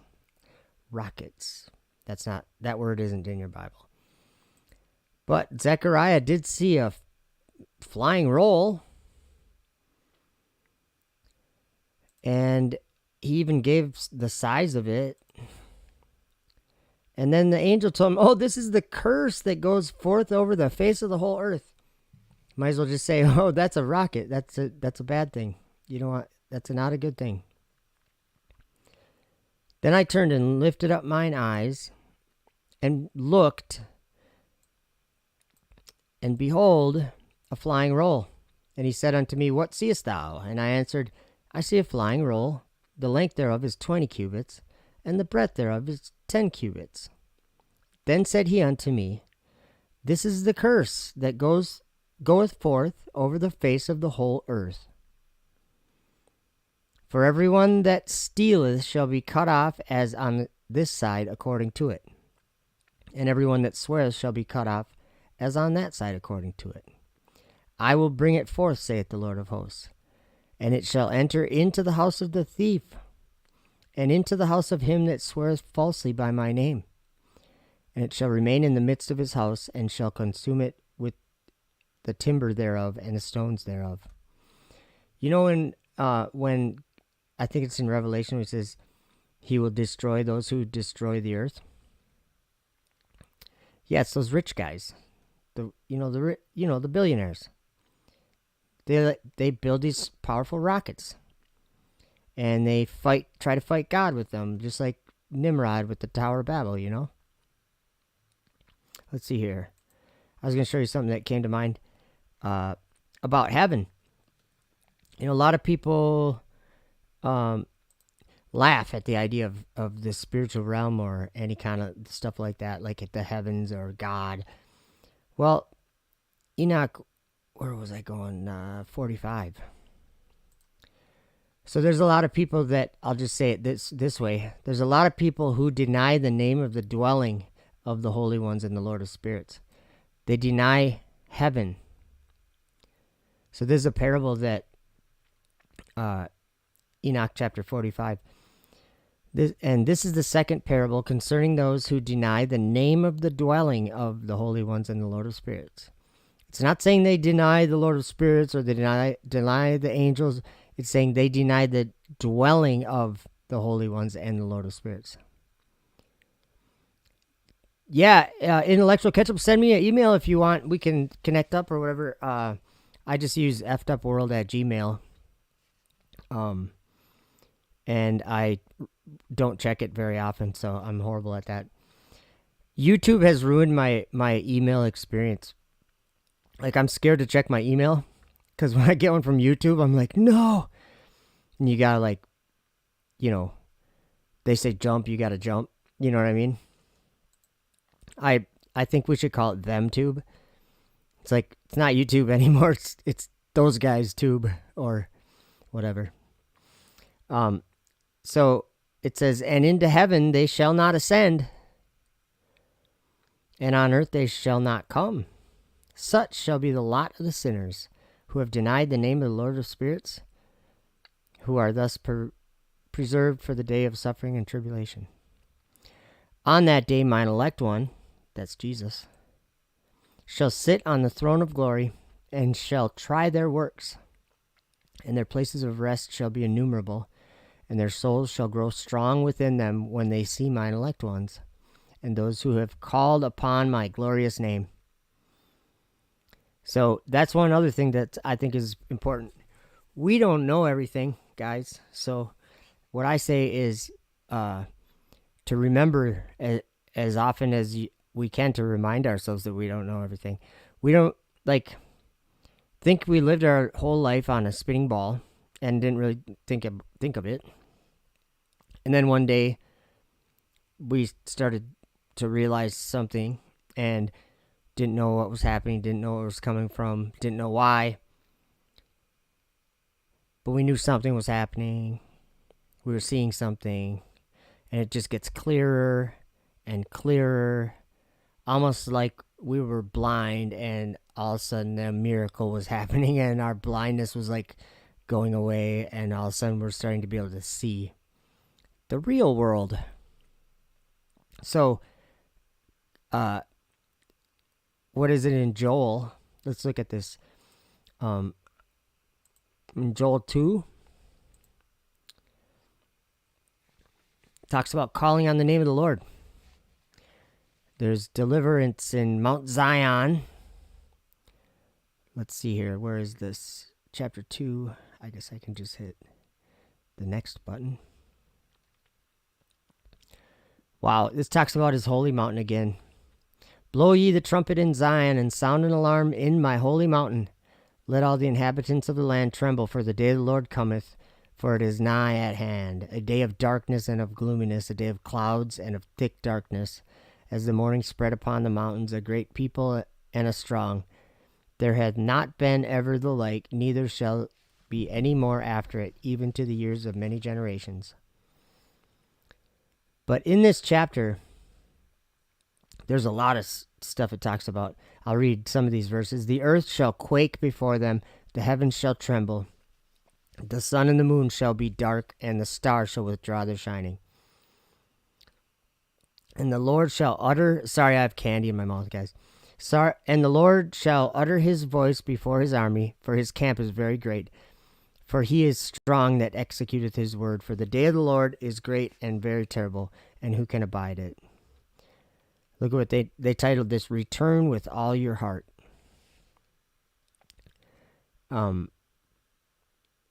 Okay. I'm trying to get towards the end here.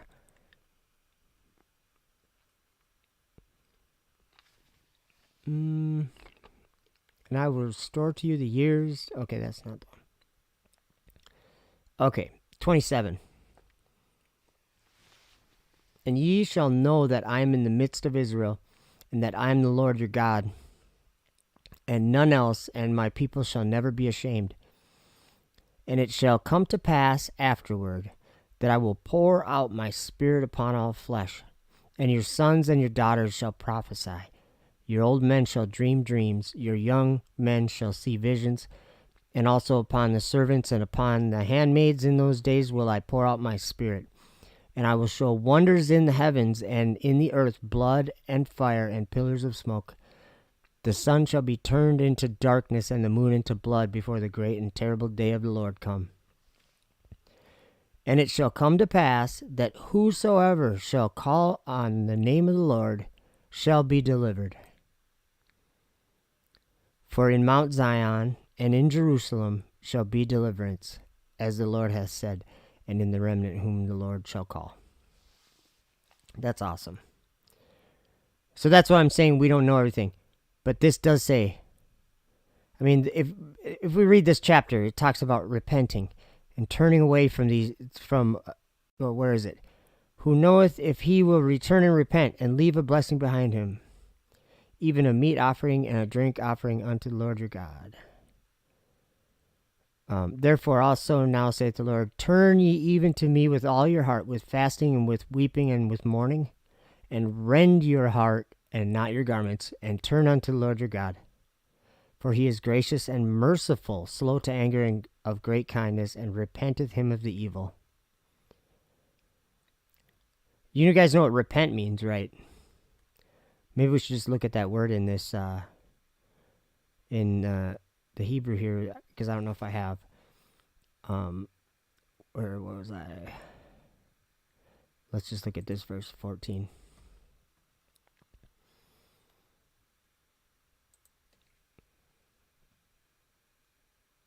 Who knows? He will turn and relent and leave behind him a blessing.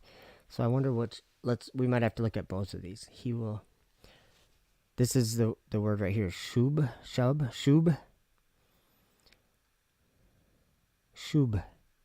To turn back, return. See what Strong's Exhaustive Concordance says. Whoa. Taking a while to get down there. Wow, it's a lot of info. Break, build, circumcise, dig, do anything, do evil, feed, lay down. To turn back.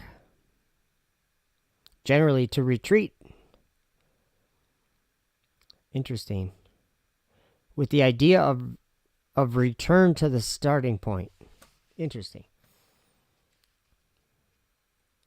Okay, so let's see, where was I? I don't know where I was. Oh yeah, we were in Joel. So what I'm saying is, I know that if you call on the name of the Lord with your heart, or whatever you want to call it, however you want to say that,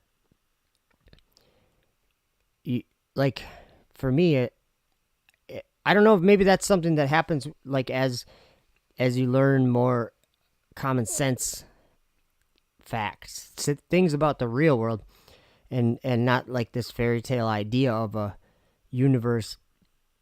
When you learn some of these things, it humbles you and it puts you in your place, sort of, where you're like, yeah, I was pretty, you look at yourself a few years ago and you're like, yeah, that know-it-all back there, he thought he knew quite a bit. And you kind of laugh going, I knew nothing. My whole life, I've said to people, I don't know what thoughts made it through my head for the first 38 years of my life. I don't know what I was thinking. I really don't know if I had much thoughts. I mean, I know I did, just like everybody, but I just don't think that they were of any substance. I don't know. There's some good things happening in the world today, and the world's crazy too, by the way. Speaking of, I can't do a live stream without reminding you that there's a dragon in heaven waiting to devour a woman's child who's about to be born.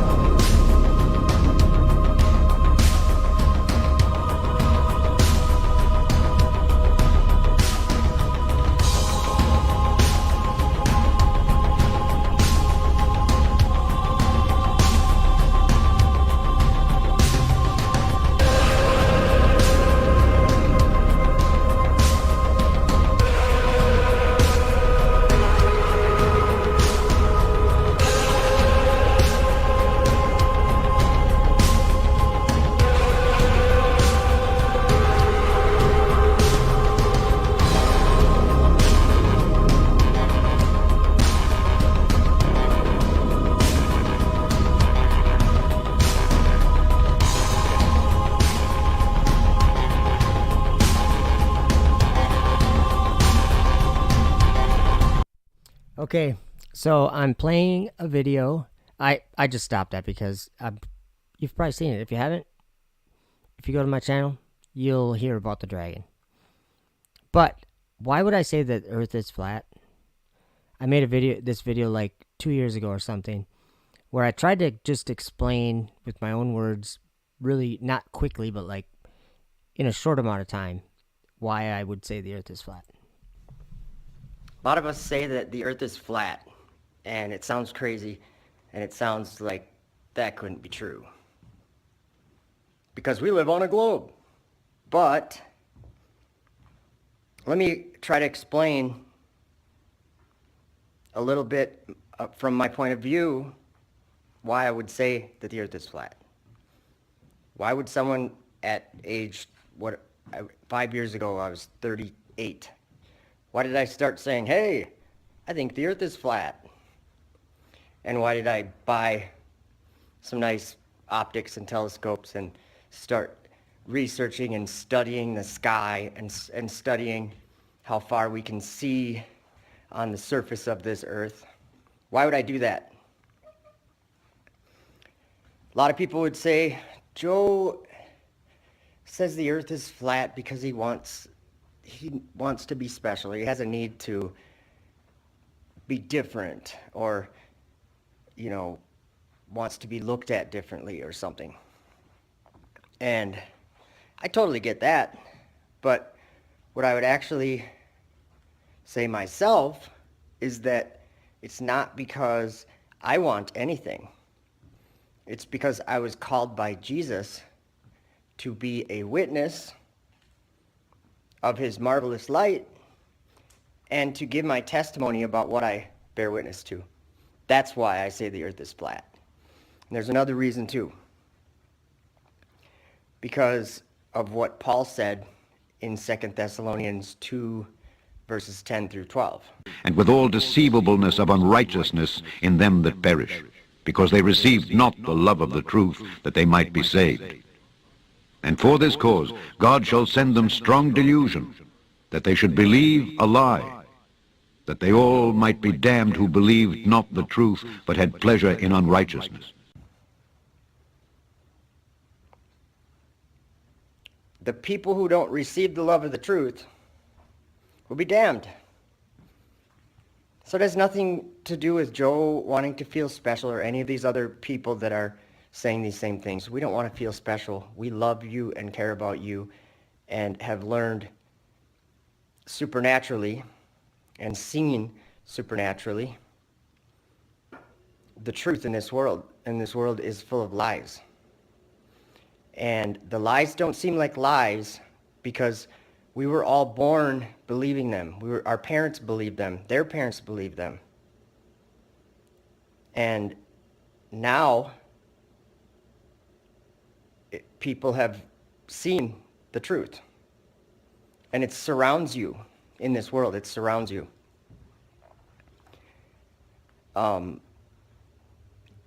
Water at its surface, when at rest, is flat, level, horizontal. It doesn't take a curved shape. That's only in your imagination.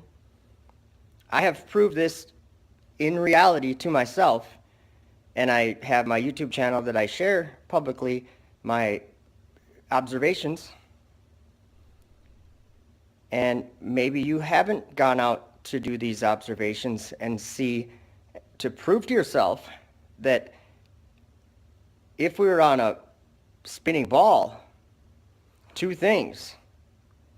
It must curve, which it doesn't, and it's spinning, which it isn't. So we were born believing the opposite of our perceptions and the senses that we have, and we were born believing the opposite. And now it's ridiculed to actually observe the world that we live in and on, and to prove things about it. It's 2020, guys. We have the best equipment. We have the best communications. We have worldwide instant communication. We have the best optics that have ever been. It's 2020. We can know if the earth is a ball spinning in outer space or if it's a flat plane that God made. God's in heaven. Remember that. And also remember, this is my testimony. Jesus showed this to me. He opened my eyes, and I could see something when I turned, not when I turned, but around 37 or 38 years old. It changed.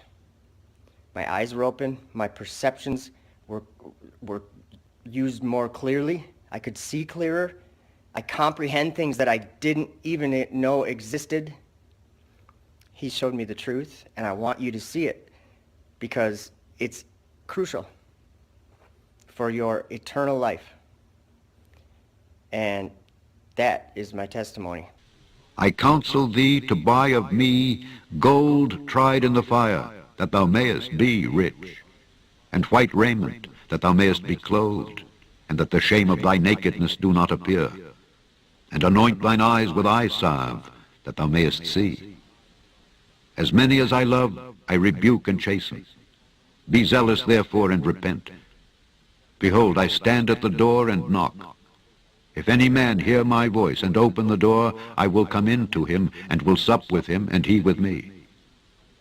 To him that overcometh will I grant to sit with me in my throne, even as I also overcame, and am set down with my Father in his throne. He that hath an ear, let him hear what the Spirit saith unto the churches.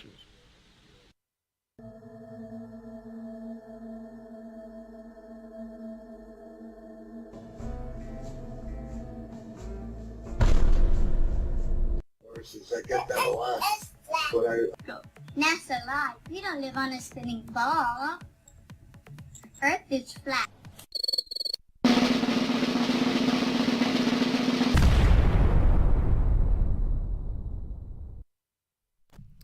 Say no to the globe.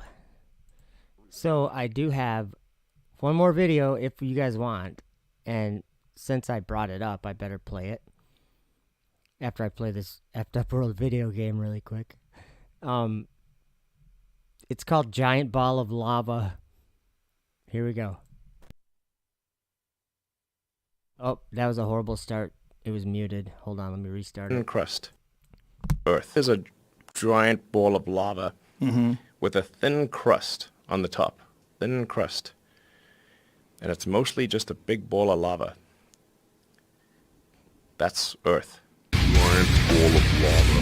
Giant ball of lava. Giant ball of lava. Giant ball of lava. With a thin crust. That's Earth.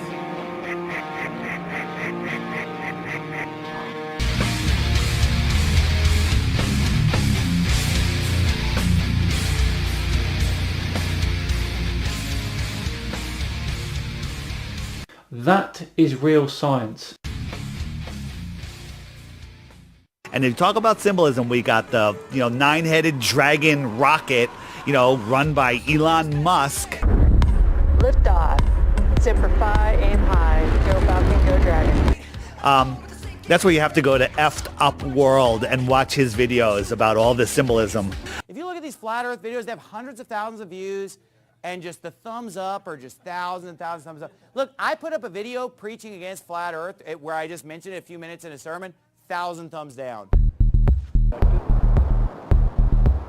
Steady state operating levels at 100% thrust at 180. Vehicle dynamic destruction. 30 seconds mission.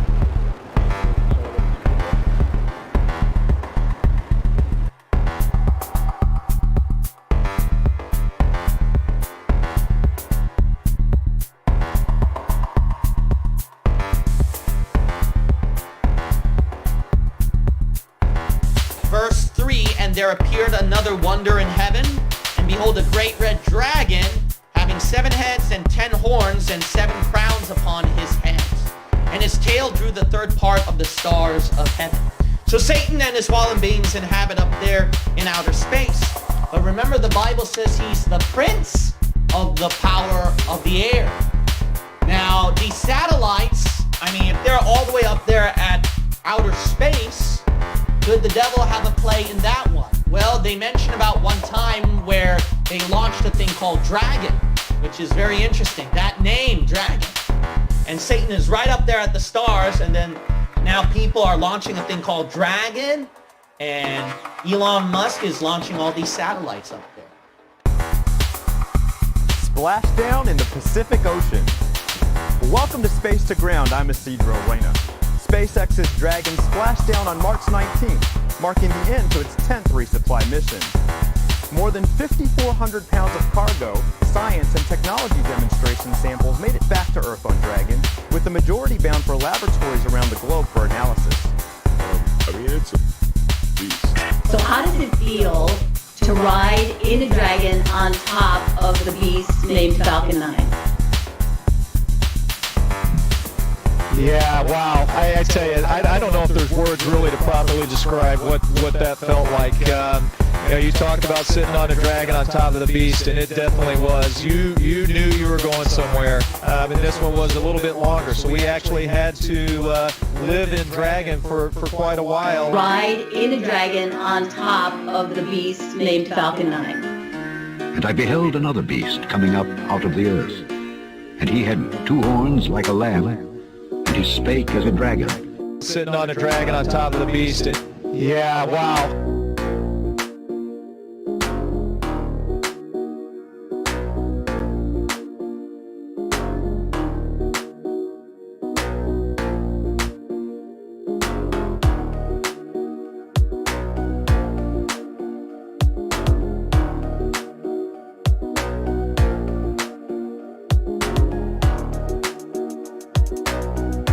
Sitting on a dragon on top of the beast. It's a bottomless pit in this abyss of darkness. I really believe in the space frontier, the abyss, so to speak. A good abyss. A good abyss. Or was it some technology like a Vimana or something, where they're trying to break through the dome? There's a YouTube channel called Effed Up World, which I'm kind of getting into. Guy's very religious, and he talks about the Bible where they talk about, wars in the stars and battles in the sky. And if you really look at a couple of those angles, it sure looks like there's some sort of battle going on. The symbolism with the SpaceX and NASA and the ISS, they're doing rituals up there, that match all this prophecy. I don't know what it is. I'm not saying any of that's real. I just find it fascinating. What are some of the easiest ways that you can prove that the Earth is flat? There are so many proofs that the Earth is flat. It's difficult to know where to start. And it's not okay to think that the Earth is a sphere. This is not a viable argument. There are proofs all around you. It is not difficult to know that the Earth is flat.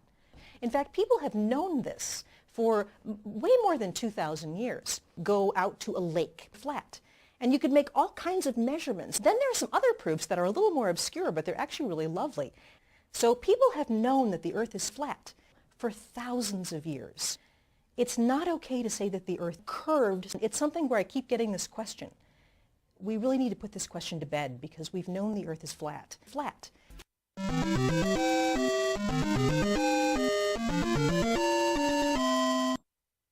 My name is Emily, and my question is, how does it feel to know that you are floating in a piece of metal in an endless void?